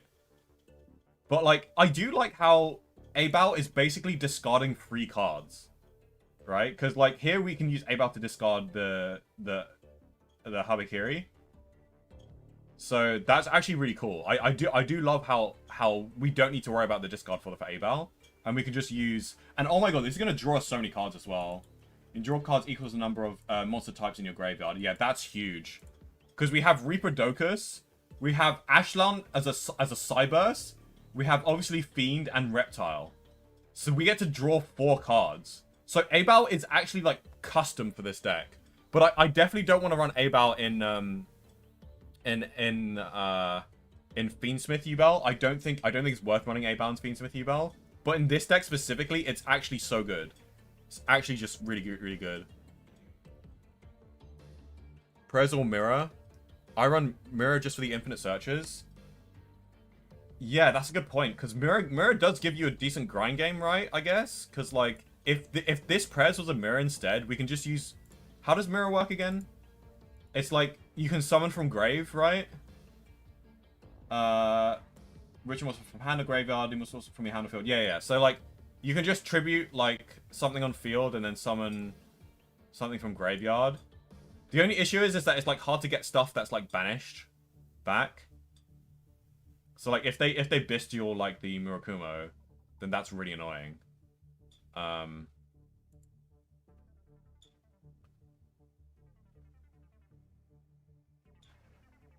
Grave behind then recycle. Oh, yeah. Yeah, Mirror basically gives you infinite grind game. Okay, but okay. So if we look at the number of bricks, we have 13 bricks. Unless Saji is a one-card combo. I don't think Saji's a one. No, Saji's not a one-card combo. This is definitely not a one-card combo. And obviously this is a brick. So yeah, we have. I mean, they're technically two-card combos, but like. Yeah. Okay. So we definitely have a heavy brick issue more than any other deck, because like if we compare this to Yummy Yubel. Okay, this is my current build for Yummy Yubel, which I've managed to condense. I used to run 60. So this is what I used to run, which did work very well. Obviously, we play, like, 2 of each of these things, and we have plenty of one-card starters. But the issue is that, like, with Lotus is full combo, but you have to run Anima in order for Lotus to bridge into the Yummy engine. Because you go Lotus, and then you link the Squirmer into Anima, and then you banish Squirmer to bring back Lotus, and then you go into the Yummy cards. Because you have a Link 1 and a level 1. And you can only do that with Anima. You can't do that with Almiraj, because Almiraj is only on normal summon monsters, so you can't go Almiraj into Grey Squirmer. But yeah. Saji isn't yet, but Mirror enables pre-prep for 3 extra starters. So yeah, Mirror does enable pre-prep. So if we are... Like, okay, so if we look at the number of bricks in this 50-card Yummy Yubel deck, it's kind of manageable. We have about, like, 10 to 11 bricks. And, like, the Yummy cards only add 1 extra brick in the form of Yummy Surprise. Actually, 2 extra bricks. So they add 2 extra bricks with Yummy Surprise and Yumusement Mignon. Which, to be fair, this deck does have a lot of bricks, but like, yeah. But if we compare this to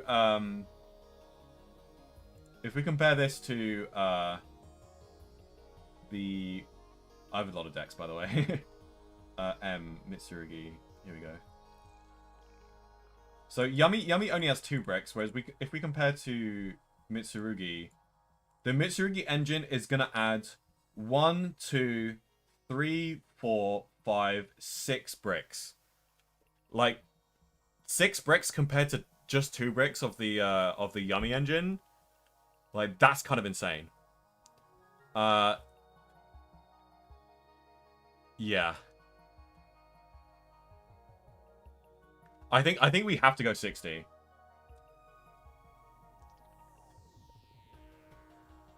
So we can do pre-prep. We lose the Droll though, which is an issue. And I did mention about the tour guide engine for if we do go 60, but like I'm not quite sure about the tour guide engine. Because we do have to somehow fit in Cherubini, which means we might have to cut Vrudras for Cherubini. And, like, it feels bad just playing Cherubini just for one tour guide. But, like, the tour guide will be full combo, though. Because we get to double send.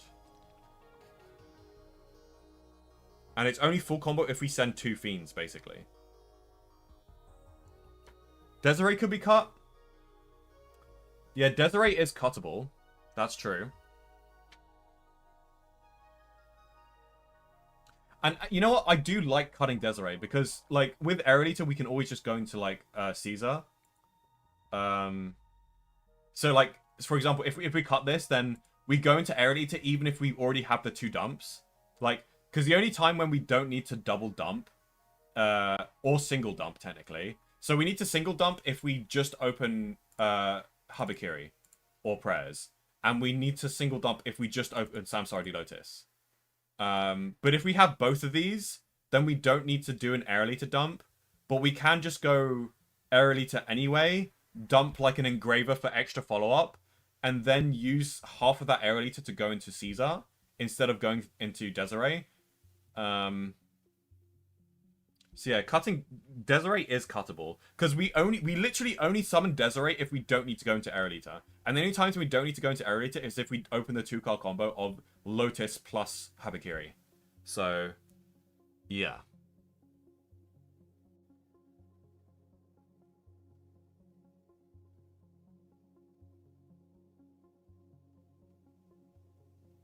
Also, I really do like having Dark. If we do go for the 60-card build,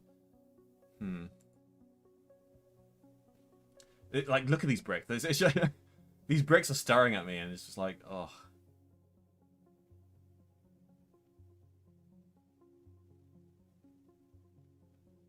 $11 likes, let's go! And all I'm doing is just yapping about Mitsurugi Yubel. I really don't want to run a 50-card deck, though. Because I can just see myself just, like, opening, like, 5 of these bricks and just crying my eyes out. Because, like, can you imagine you just open something like Shavara, Chamber, Ameno, Murakumo, the Incantation, Night Sword Serpent? Like, what do you do with this? Like, what do you do with this hand? Like, it's... And maybe a Furlos for good measure, like, bruh. So let's do some test hands. Let's do some test hands with a 50-card build, and then we'll... Because I do think this has to... There's like no way we can't play this as 60. Whereas, like, with Yummy Belt, I think we can get away with 50. Which is what I've been getting away... And actually, it's been... Yummy Belt, I think, has been working better as a 50-card deck than it has been as a 60-card deck. Purely because, like... it allows us to cut the anima for a Caesar, and being able to run Caesar is like a huge help. So yeah, this is an absolutely awful hand. Wait, let me cut some hand traps to actually get it to 50. So let's say we maybe like side some of the full loss. So let's just play one full loss. So we have it as a cross-out target. Obviously, this is a work in progress, but like, let's actually get the ratios what we intended the ratios to be. And we still haven't... Like, do you see my point? Like, it's just... Okay, let's try again. Oh, wow. Okay, this is a good hand. This is a really, really good hand. This is the hands that we should be having. In fact, this hand is cracked as heck. There's no way, there's nothing our opponent can do to hand trap us other than like a Droll and Lockbird. And we can play through Droll and Lockbird. Like, I think we can get out... Okay, I don't think we can get out Phantom before we Droll. Actually, I think we can, actually. If we were really that worried about Droll, I think we could with this specific hand if we wanted to. Like, instead of activating Nightmare Pain, what if we activate Nightmare Pain later and we just go Phantom now? Oh, why did it lose Connection? Okay, we're back in it. Okay. So what if we just make a Phantom using this and this? So that way our combo is Droll proof. And then we can use Aerial Eater. We can use Aerial Eater to send the Yubel back again. Yeah, and then we just go Prez, and now we're just Droll proof. Prez into Habakiri, and then Habakiri, summon and tribute Saji. So we've already used Prez, so therefore we search for the Ritual. So we activate Ritual to summon Habakiri from hand. Wait, do we use Ritual to summon Habakiri from hand? Droll isn't once per turn, but they have to have 2 Drolls. Because we have a Phantom to negate the Droll, basically. So they have to have 2 Drolls. But yeah, I get your point. So wait, sorry, what do we do? Do we tribute... Do we summon Habakiri from hand, or do we tribute Habakiri from hand? I think we summon Habikiri from hand, right? We summon Habikiri from hand, and then we tribute... Yeah, summon from hand. Okay, cool. To grave. And where is the blue guy? Oh, we have him in hand. Hold on.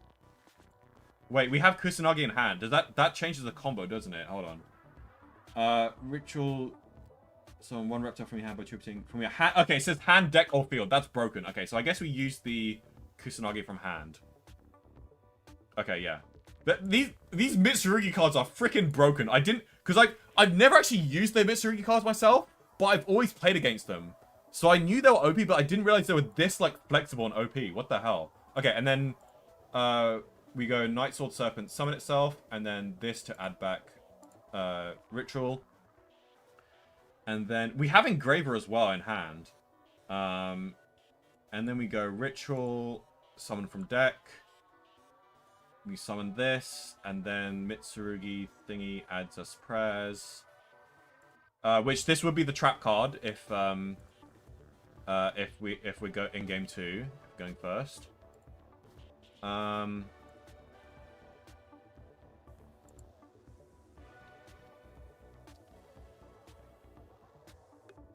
And we don't actually need to worry about having enough bodies because we can just... Is Prez? Okay, Prez is once per turn.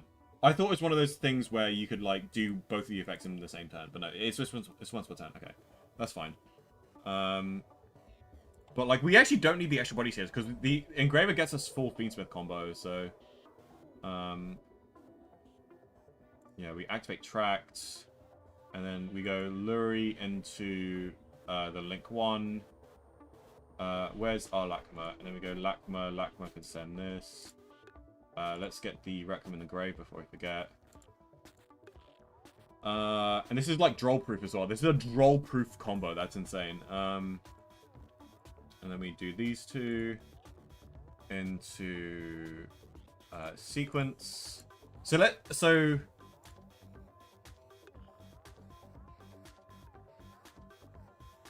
yeah, we go sequence into Aerial Eater.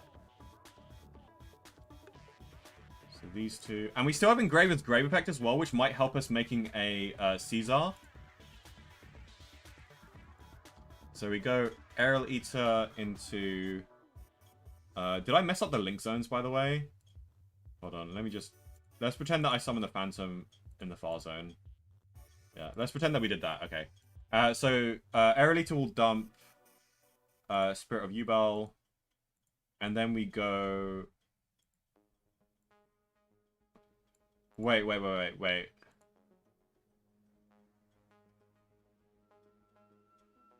We could go Nightmare Pain, destroy this, if we wanted to, but...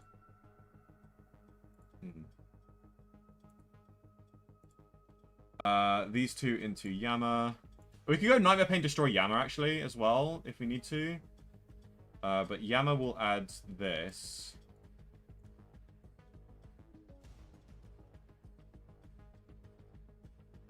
Also, hold on. I just realized something. We don't actually have to play the trap. Aramasa is also a starter. Oh yeah, Aramasa, because our normal summon Aramasa adds Habakiri, doesn't it?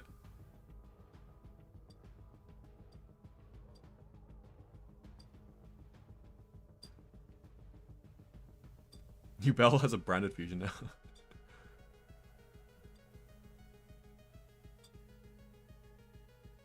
Use Murakumo, you can revive off prayers, yeah. Hello, Teletubby Ted. We're currently theory crafting a Mitsurugi Yubel deck.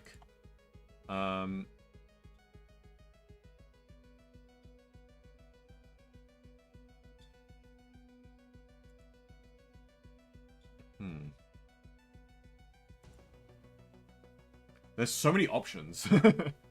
Oh, okay. We can use this to get out Rage. And then we can pop Rage.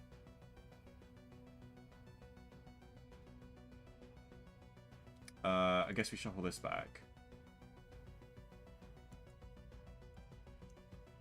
Then we do these two into Rage.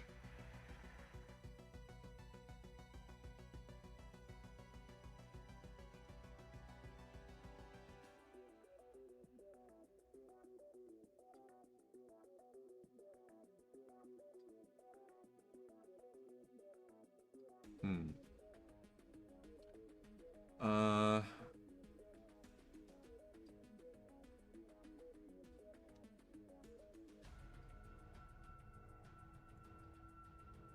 So we still haven't used Nightmare Pain. And then we can use Yama to, like, summon and destroy Spirit of Yubel after... So we could use Nightmare Pain to destroy Rage here, actually. And then we could save the Sharvara in hand for some shenanigans. So yeah, I'm gonna use Nightmare Pain, destroy Rage, and we'll add Squirmer to hand. And then we'll activate Yama, special summon and destroy Spirit, and then Spirit summon Yubel. And this was... We actually made this combo harder, because technically we didn't have to do that, but we did that to make our combo droll-proof. So... But, like, this combo could have actually been better if we didn't go for, like, an early Phantom. So we did this just to play around Droll. Okay, and then we can summon and destroy. Do we have enough link materials in... I guess we can go... Reaperdocus.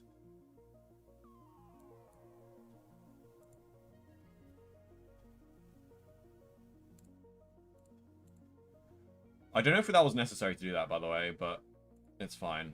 But yeah, I guess we go Reaperdocus. Do we want to get out Abal? Oh, there's even Muckraker as well. And we do have discard fodder for Muckraker. And then we can go I'd probably go Aerolita here. So yeah, we'll probably go because we want to make a Caesar as well, right? So Aerolita, and then we banish this and this. So yeah, I guess we do need Terra Incarnate for most of our combos because we need Aerolita most of the time. So, and then we can banish this. We can summon this.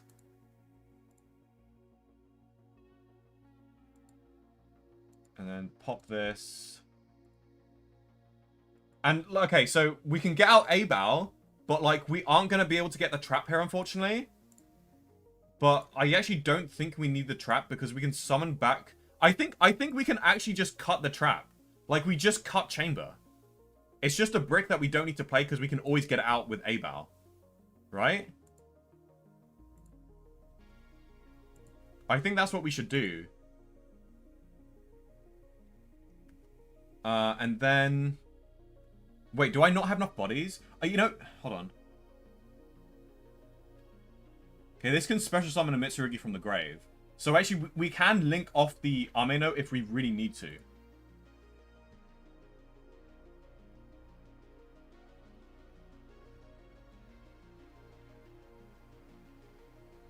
Which I think we have to, because we've already used Engraver's Grave effect here. Yeah. So we'll link off the Murakumo. We'll go into Abal. This Abal allows us to get into Rage. So yeah, we'll use the Abal now. Banish it. We'll summon the Rage, and then we'll set prayers. So yeah, we have Caesar, Rage, and that was droll proof as well. So we have a droll proof combo with Caesar, Rage. That's pretty good. We had to use a whole hand for it, but like... And also, this Abal, I think... Wait, no, I don't think the Abal gets us anything, because we don't have discard fodder anymore. You can get a card in hand. Oh, yeah, of course, yeah. No, I can't, because I can't use both the effects unless I tribute... I need to tribute a reptile monster. And I don't have that anymore, because... Yeah.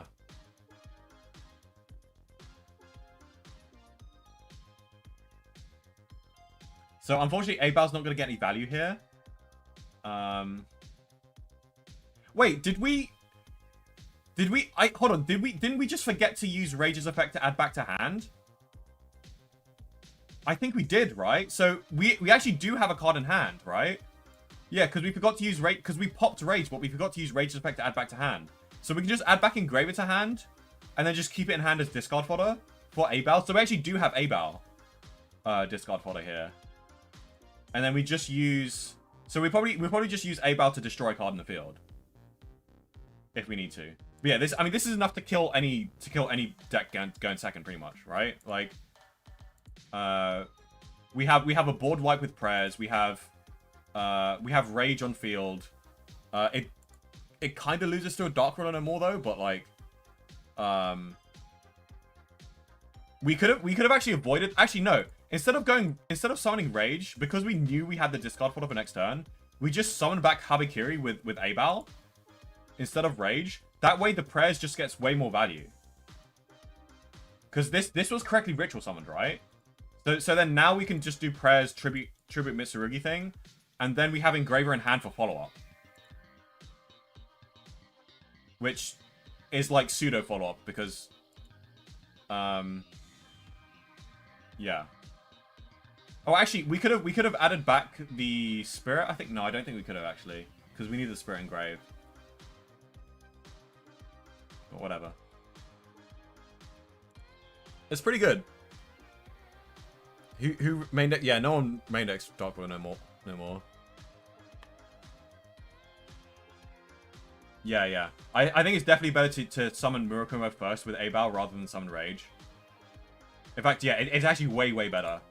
Because, like, because then we have the discard fodder to use Abal.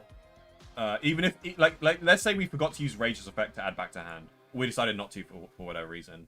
Like, if we do prayers now, tribute the Murakumo, and I don't know, special summon Habakiri, I guess. And then Murakumo would be able to add us something.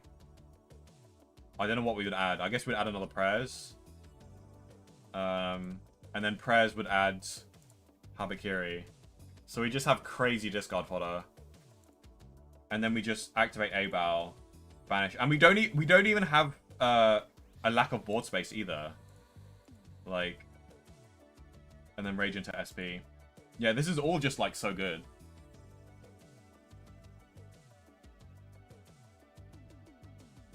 In fact, hold on. I just realized we could have gone into Ashlan at some point. No, I don't think we could have, because we didn't have a thing. I was just thinking, like, before going into Abal, we could just go into Ashlan just to add a card for free, because we could just add the Light Fiend for free. But I don't think we had that opportunity to do so, because it is kind of awkward to summon, because we usually need Reproducus to go into that.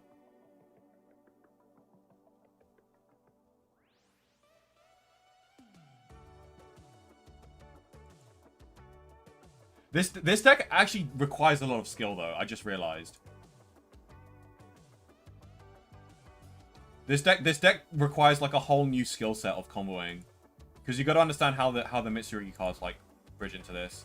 Okay, so this is an interesting hand. This does work. We're gonna have to use the Fiendsmith engine to send a Yubel card though, which is it's really unfortunate how we have 2 bricks in hand though. That sucks a lot.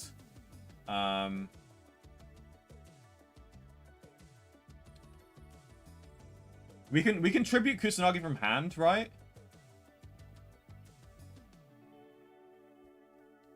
Tribute Serpent, you can summon it back. Yeah, I guess, yeah, we can tribute Serpent. So we go Prez. Wait, hold on.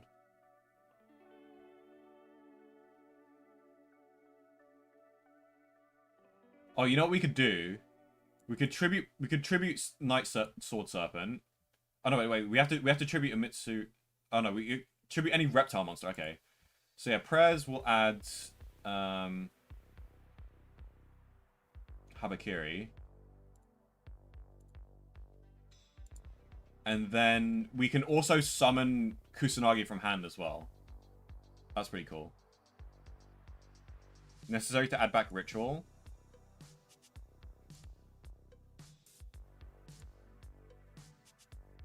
Yeah, but we can just summon it on the board for free, I guess. I guess this plays into Nib more, so I guess we shouldn't actually come think of it. Never mind. Oh wait, hold on. This is tributed for cost actually. So this actually wouldn't be able to summon. It's only when if this card is sent to the grave by a card effect. So we wouldn't actually be able to do that. So we actually shouldn't do that. Because this has to be sent by card effect. And this tributes for cost, so we actually can't do that.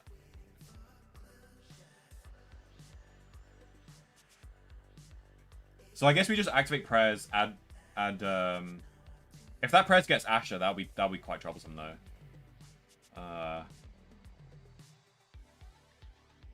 But I think it's the best play that plays into draw the bet. This is kind of a bad hand though, because we drew 2 of our bricks. But it is just full combo. Yeah, I'm not gonna do the full combo because we're just doing test hands. But yeah, this is basically full combo because the Fiendsmith stuff gets us into the Yubel stuff, and you know, as we described, either prayers and Habakiri is just full combo because we can go into Excite on night and then Fiendsmith stuff. But this by using Tract, we get 2 extra bodies, and also Lotus is full combo as well. The only things that are half combo is like the Fiendsmith stuff. Okay, well, yeah, this hand is actually still really good. Like, especially for going second, I suppose. Like, what if we go second? Okay, well okay. But like, if they don't have any hand traps, this is still full combo. This hand is actually not that good, actually, come to think of it, because we don't want to draw duplicate hand traps. But like, okay, let's see what we have here. Okay, this is Phantom Pass, unfortunately. Yeah, this is Phantom Pass. Which, you know, it's Phantom Pass with 2 hand traps, so like, for some decks we might be able to stop them. Hold on, and let's see what our top deck would be. Actually, let's mill this to say that we like phantomed or something. I don't know. How do we top deck that after shuffling? Okay, well, whatever.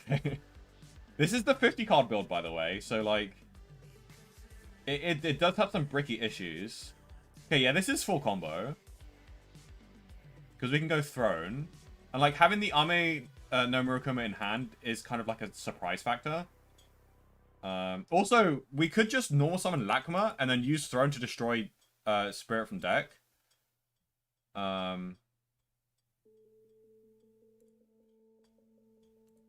Because that gets us the Spirit in deck, so we don't need to dump the thingy. And then we just go for the combo into Ashlan, and then,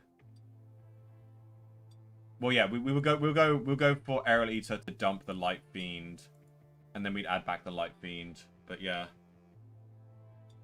with the Rage Pop. Okay, so that's a good hand. My 50 card build has a 9% consistency or all. Okay, I mean,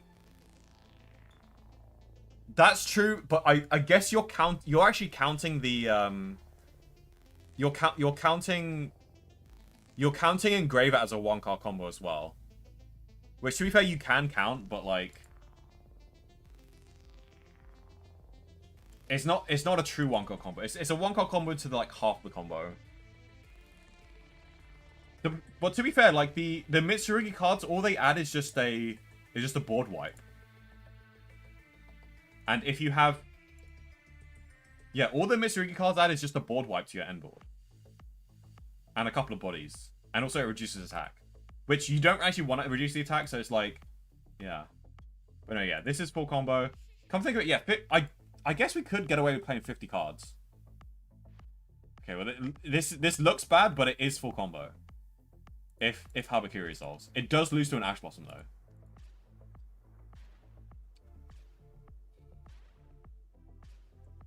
Okay, so this is, yeah, this is full combo. And we have extra bodies as well, because Engraver basically gives us extra bodies, essentially. Okay. It's full combo. I don't like drawing hands with just like one of those cards, though. But I suppose it works. This one works as well. This is full combo. We have 1-for-1 into Lotus. I'd probably go 1-for-1, discard Terra, and then if it gets Ash, then we like talents them, look at hand, and then we just go Tract full combo anyway.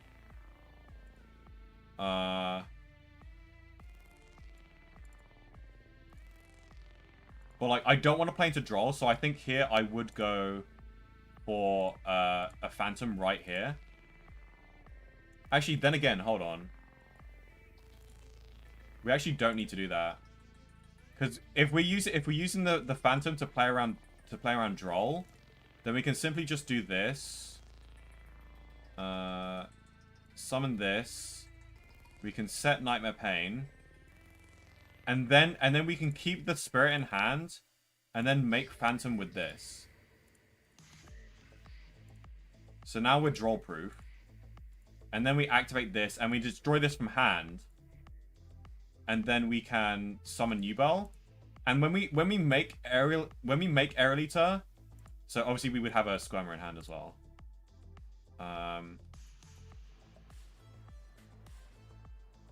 Where the heck is my Squirmer?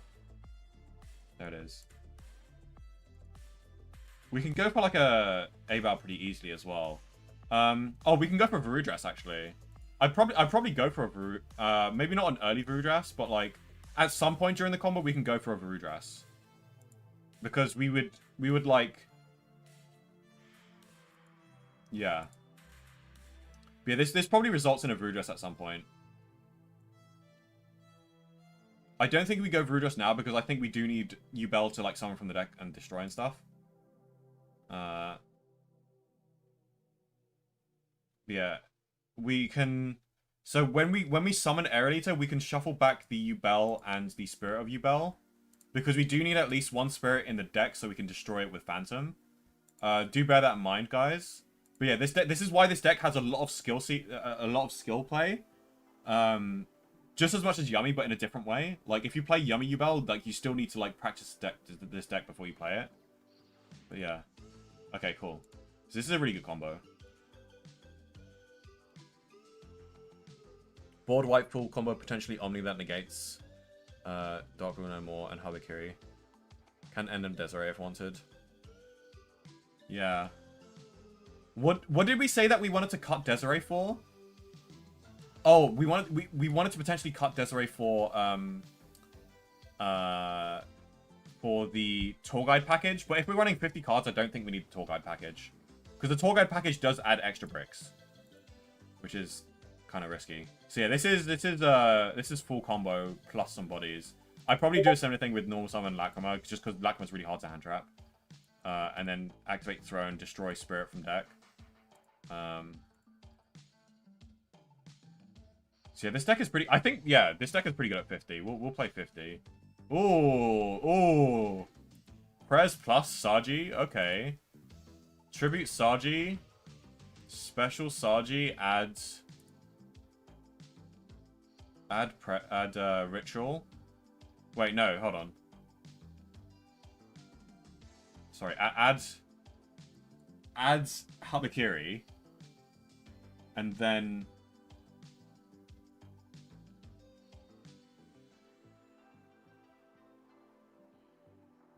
Yeah. That's what I was expecting. I was expecting it to be 84, which 84 is like a really good ratio, for one card starters. So, to be fair, yeah, this deck is consistent. Like, I'm doing test hands right now, and like I'm drawing the full combo most of the time. This is a dodgy hand though.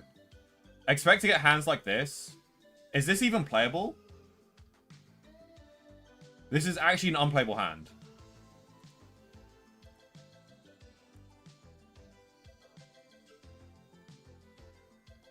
Like, it's got more brick. It's like, you're gonna get bricky hands like the one that I just pulled earlier. But this is not a brick hand. And when you do get a brick hand, like, it's actually unplayable.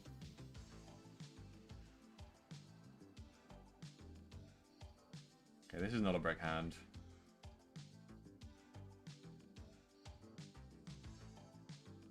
Okay.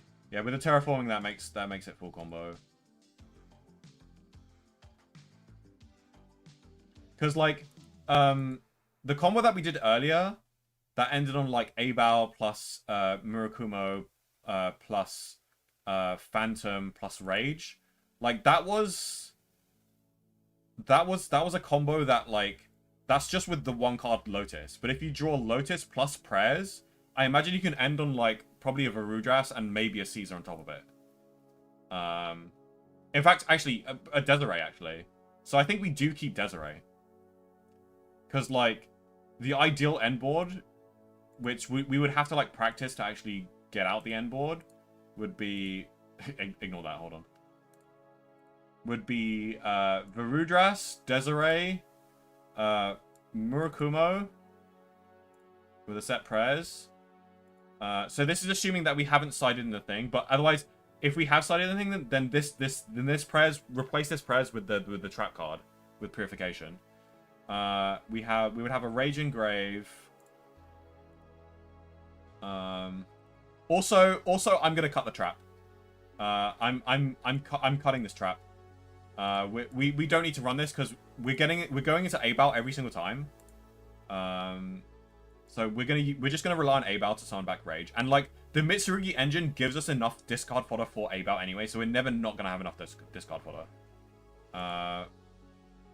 So yeah, I guess the ideal end board would be something like this, and this is like all we can fit actually. This is all we can fit on the end board.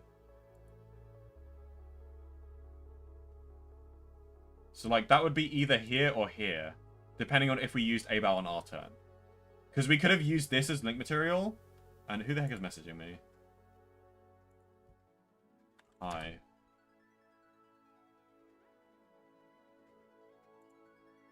No, ask someone else. I think people message me on this thing because I'm, like, really high up on the thing. Like, I'm, like, usually over here.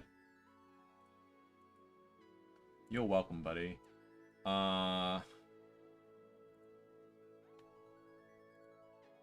Wait, let me send in my YouTube.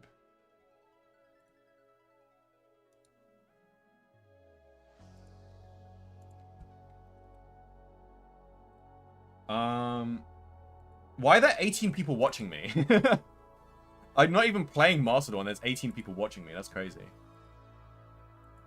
You can't change your username? Oh.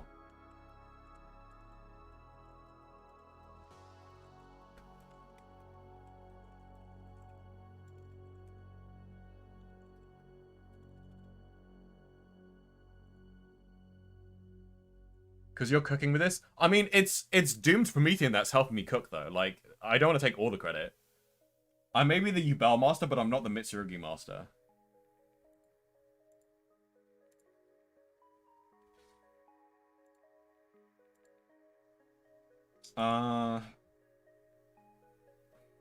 Yeah, I guess this is some options.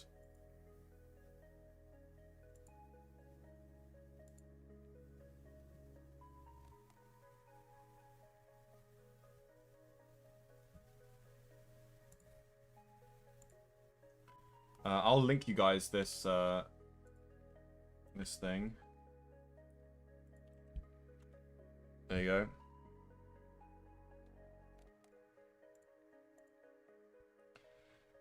So yeah, I think I'm pretty happy with this build. It's a lot of bricks though, but hold on.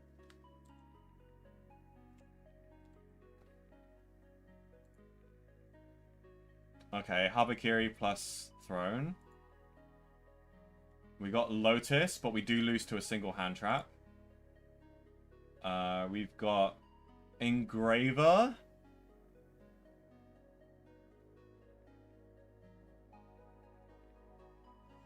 You know, I think this is actually full combo, but just because we have the Spirit in hand. Like, because we specifically have the Spirit in hand, we can use Engraver to send the Light Fiend. Yeah, we can use Engraver to send the Light Fiend here. And then go into Ashlan. Although we have to summon Reaper-Docus, and I don't know if we have enough bodies to do that.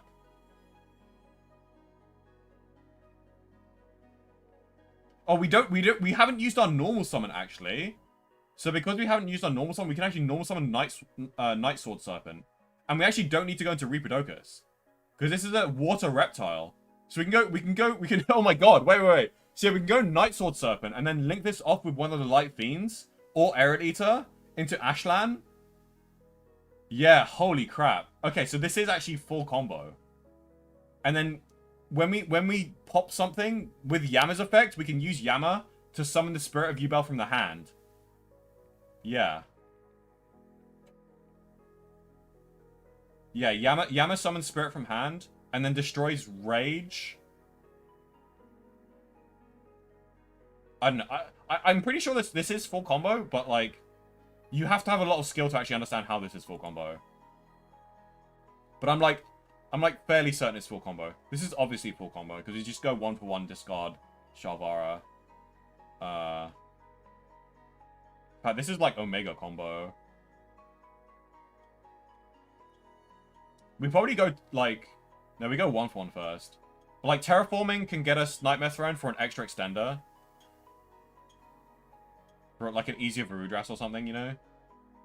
Like, we probably, like, destroy Spirit of Yubel from deck. Summon Yubel. And then, like, we shuffle them back for a Phantom or something like that. Yeah. Like, after we go Lotus into Spirit... We can actually just shuffle them back for a Phantom, and then activate Terraforming into Throne. So basically, oh my god, I just realized, like, the Yubel cards actually deal with the weak point of Mitsurugi cards, which is Drawn Lockbird. Because we're basically always guaranteed to get out Phantom before we get Drolled. So the Phantom actually insulates us from Droll, like, almost guaranteed, because we don't actually have to activate Nightmare Pain before we go into a Phantom. So,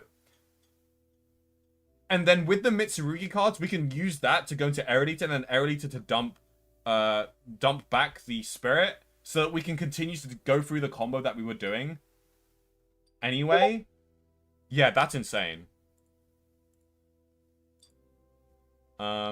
Anyway, okay, I could go on like this for hours. I've been streaming for like 2 hours and 27 minutes, and half the stream was just me yapping about Yummy Mitsurugi. So, yeah, subscribe to the channel if you haven't already. I know this is like a live stream, like, deck profile thing, but, like, a live stream Theorycraft. I feel like I'm surprised I got 18 viewers. I thought that people are just here for Master Duel, but I guess maybe I should do more of these Theorycraft streams after playing Master Duel.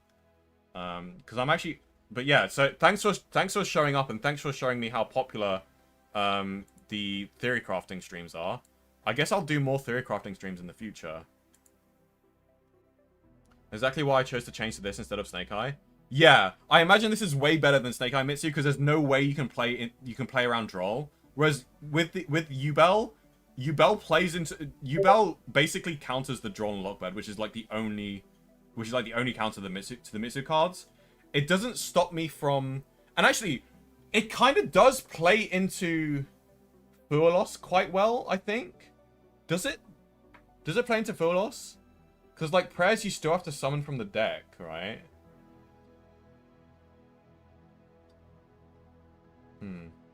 I guess, like, it doesn't really counter Fuelos still. Yeah, it doesn't really... I can't think of how it counters Fuelos. I mean, if you draw if you hard draw the... And I guess there's probably... Because I'm not very familiar with the Mitsurugi cards, but I guess there's probably like a line where you go... Where you can summon Habiki... Where you can summon Murakumo without triggering a draw from Fuelos, I think. You summon from deck using Mitsurugi combo like 1 or 2 times. Yeah. So I guess, like, your end board under Fuelos would just be Murakumo with Great Purification or Prayers. But yeah, I need to cut the before I forget, I need to cut the trap card, because we do not need to run Chamber. So wait, why is it doing that? Okay, I don't know why it's adding extra copies when I do that, but is that like an alt right click thing? No. Okay. Anyway. Add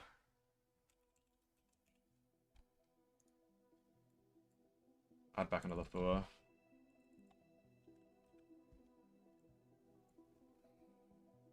And then we can side. By the way, we can side the third pool loss.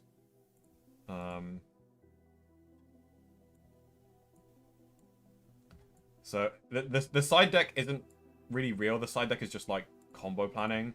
But like the only real side deck cards are like I think it's good to side the Bestials. I could even main deck the Bestials as well if I wanted to.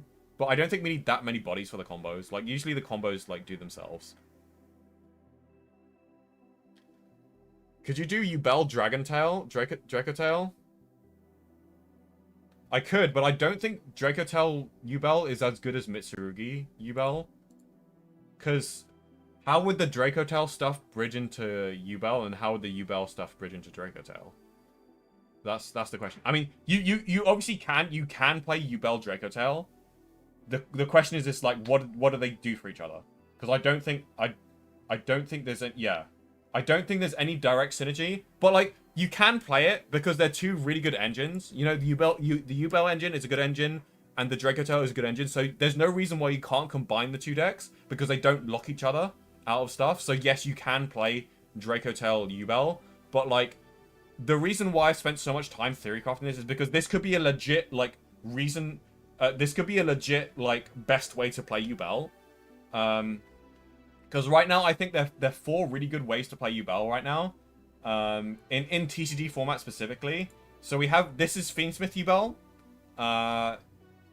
So yeah, we can play Fiendsmith Yubel, which is our classic way of playing Yubel, which does have a couple of extra deck options that spare extra deck space, which I've used to play Underworld Goddess and Typhon. I might actually replace this Underworld Goddess because we don't have Moon of the Closed Heaven anymore, so we don't have that special thing where we can link off 2 monsters, but like... yeah, so I might replace this with like a Chaos Angel. Either Chaos Angel or a Barbecue. Yeah, I might replace this with a Barbecue actually. If I'm gonna do that now.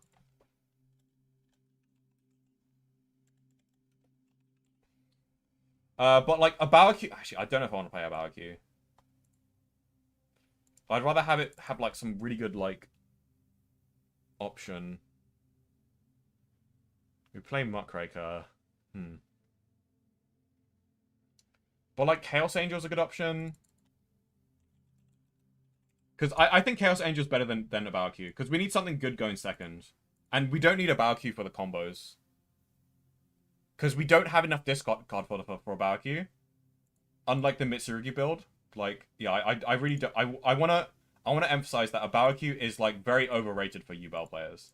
But the reason why it's really good in Mitsurugi is because, like, the Mitsurugi cards give us the discard fodder. And also, with a Barbecue, we have the flexibility of summoning Murakumo and also summoning Rage.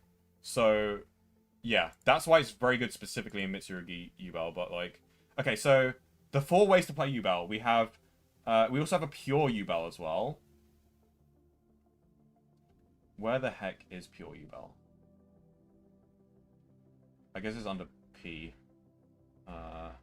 I need to organize this way better. Like, bloody hell. Okay. Pure 2025 V2. Okay, so yeah, there's so yeah, this is what a pure Yubel build would look like. The advantage of playing pure Yubel is that you have Dominus Impulse. Because we're not playing light cards, we can play Dominus Impulse. Basically, that's the only advantage of playing pure Yubel. And we're playing Super Poly and Mature Chronicle. So pure Yubel. You can also play a Tour Guide engine, because Tour Guide is full combo. But playing Tour Guide means you have to run a few more bricks with Rhino Warrior and Buio. But I do like the Tour Guide engine, because with Tour Guide it is guaranteed full combo, because you can use it to dump 2 Fiend-type monsters. So one of the Fiend-type monsters you dump is Samsara Lotus, the other one you dump is Gruesome Grey Squirmer. So yeah, it's pretty good. Also, it gives you the ability to play this card, which is good going second. And yeah, it's pretty interesting. And we do play a Barbecue in pure Yubel, because it's what we extend our combos into. But I don't like playing it in Fiendsmith Yubel, and we definitely don't have space for it in Yummy Yubel. Speaking of Yummy Yubel, this is one of the 4 ways. So, Odeon Yubel. So Odeon Yubel is similar to Draco Tail Yubel, where there isn't really a direct synergy. But I think the advantage of playing Odeon Yubel is that like you don't have to spend that much in the extra deck. to play the Odeon cards. So that's a good thing. And actually, I can see some issues with Odeon Yubel being like, we have too many things in the back row. Do you know what I mean? Because like with Odeon Yubel, like we have Nightmare Pain in the back row, and like yeah, Yummy Yubel is crazy strong. I genuinely think Yummy Yubel is the best way to play Yubel right now, because the end board is the highest ceiling. So the difference between Yummy Yubel and Mitsurugi Yubel is that Yummy Yubel doesn't just add like an Omni Negate and a board wipe. Yummy Yubel adds 4 extra interrupts to the end board. Yummy Yubel is actually insane. And also, unlike the Mitsurugi end board, we don't have to do crazy stuff like banish like 2 darks from the grave to summon Air Eater. Because like we're even able to cut Terra Incarnate because we actually don't need to play Terra Incarnate in Yummy Yubel. Because the number of bodies the Yummy cards give you is insane. If you guys haven't seen already, I made a YouTube video explaining why Yummy is so perfect for Yubel. Because it gives you the exact number of bodies you need for the combo anyway. It's kind of crazy. Yummy's not coming in Master Duel yet. Yeah, that's true.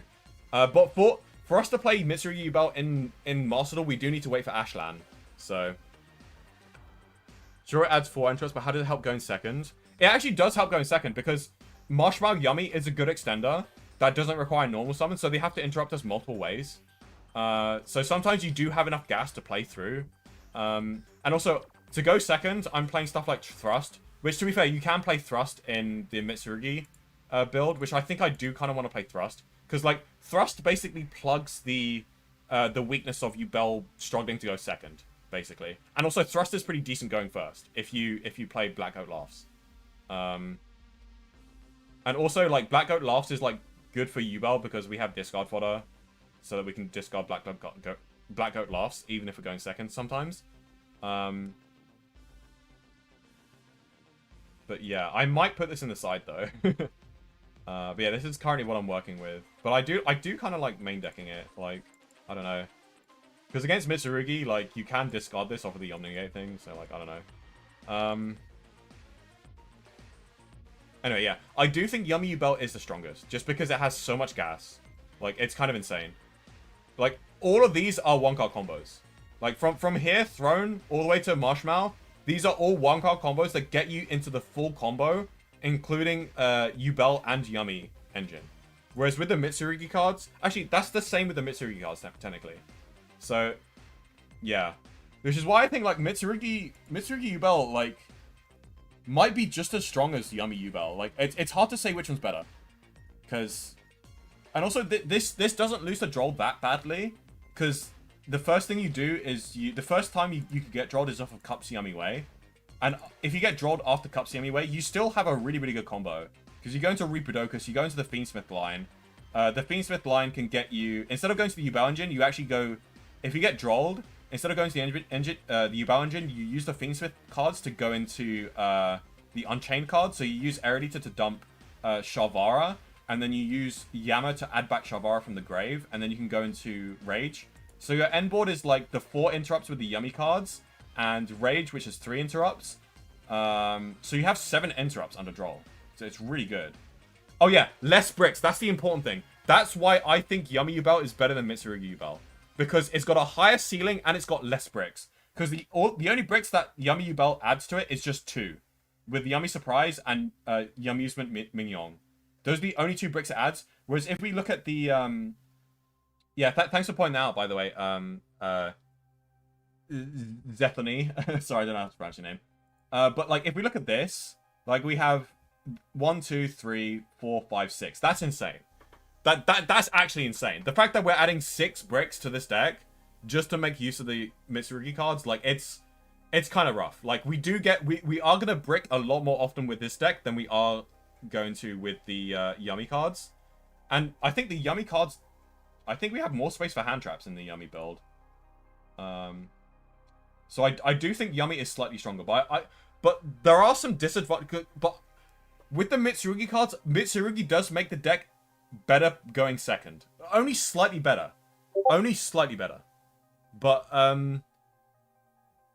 you are going to struggle going second anyway. With both decks, I believe. Because the only advantage like Mitsurugi cards have going second is that it's really hard to stop the Mitsurugi combo. And like they have to have like some kind of spell negate to negate prayers, to negate the to negate Mitsurugi prayers. Sorry, not prayers, ritual. If they can't negate Mitsurugi ritual, then I'm probably gonna board wipe you. It like forces out a lot of interrupts, and like I still have like bodies on it anyway. So like, but like the same could be said for like if I have a hand like Marshmallow Yummy plus plus opening the Spirit Gates plus Lollipop Yummy, for example, plus Throne. Like, that's kind of... Like, let me show you a hand with this. Hold on. So, like, look. A hand like this is pretty decent going maybe not. Let me try again. Hold on. Okay, this... Not really proving my point very well here. Okay, let's look at this hand. This hand is really, really good going second. Because we have the thrust, we have the call by the grave to, like, negate, like, a Murakumo or something, you know? So, like, we can normal summon Lotus, we can discard Engraver, and we can use Throne as an extender as well, and we can thrust into Talents. So, like, a hand like this is pretty decent going second, right? And it would be even better if we had, like, a Marshmallow Yummy as well. What I'm saying is that Marshmallow Yummy is a really, really good card. I'm building Draco Tail Dragon Maiden Master Duel when Draco Tail's coming in. Oh, well, good for you, because it is coming in on the 6th, actually. If I change tabs here real quick. You guys can see this, right? I believe you can. Yeah. So, yeah. We are, in fact, getting them. I think you probably already know this, though. But yeah, we're actually getting Draco Tails in 2 days. So on Friday, we're getting Draco Tails. Let's go. I don't know if I'm probably not going to be investing in Draco Tails. So, like, I'm not going to be building Draco Tail Yubel in Master Duel. But, I wonder how many Mitsurugi cards I have. Because I think I invested a little bit in the Mitsurugi. Do they still have Mitsurugi cards in the shop? I'm not sure. I don't think they do. Oh, they do. Wait, 1 day left? Wait, I might need to invest in this. Hold on. Okay, yeah, we do need 3... Habakiri. What else do we need? We need 3 prayers as well. I might buy a couple of these packs actually. Yummy's very splashable. It's gonna be the new Kashtira Fenrir. Yeah, no, it really is. Like having Marshmallow in hand is so good. Like just special summon and I still haven't used my normal summon. It threatens so much.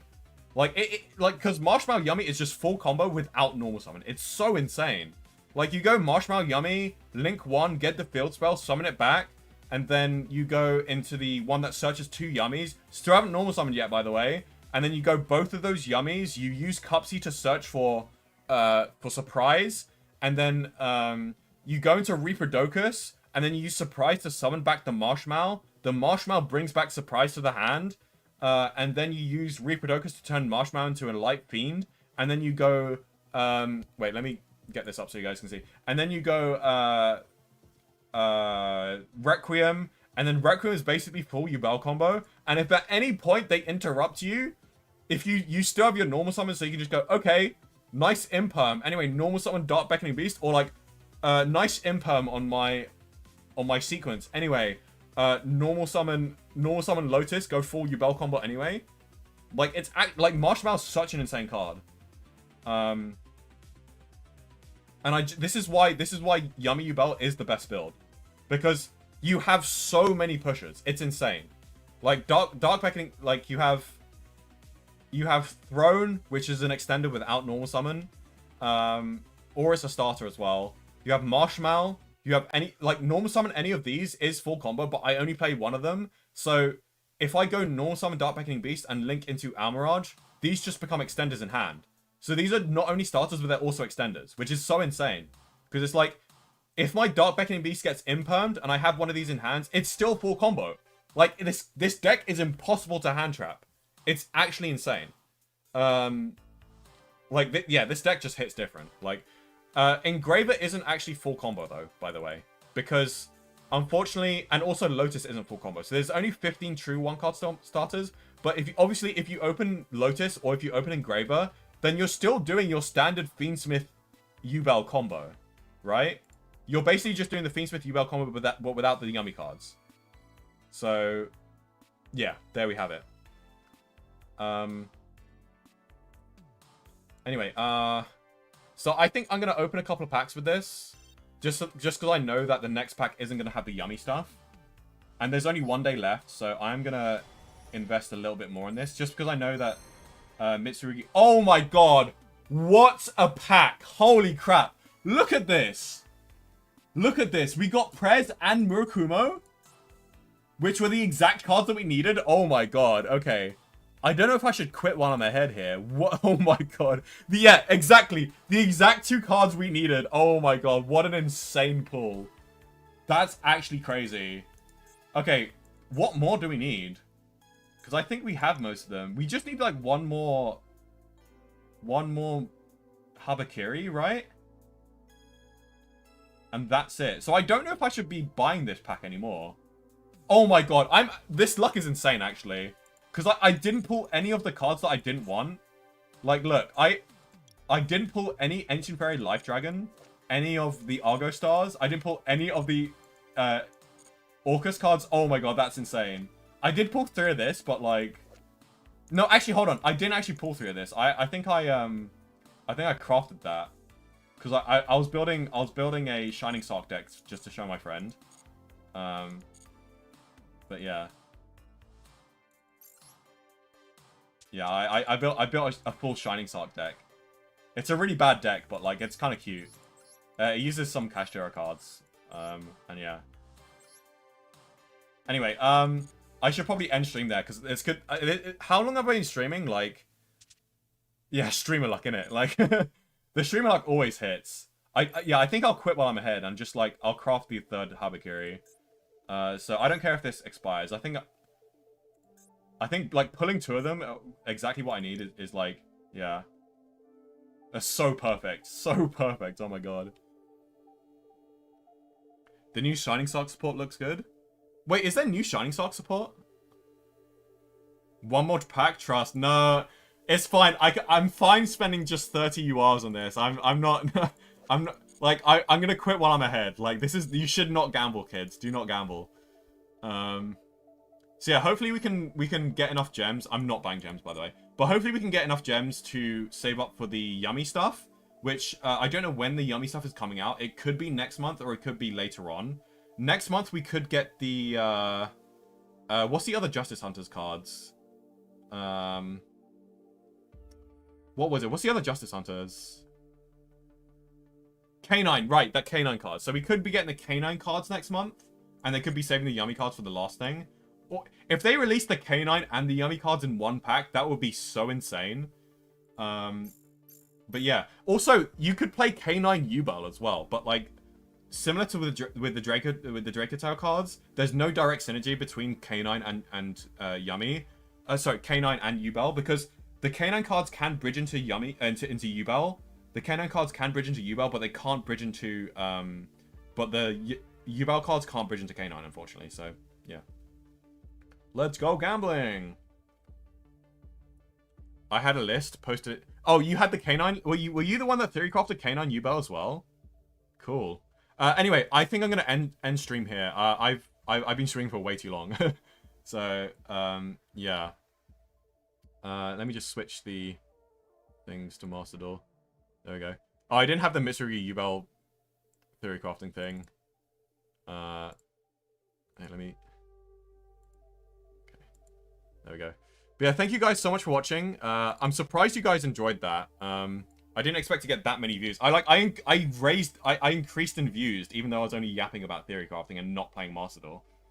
I guess everyone's just really interested in Mitsurugi Yubel.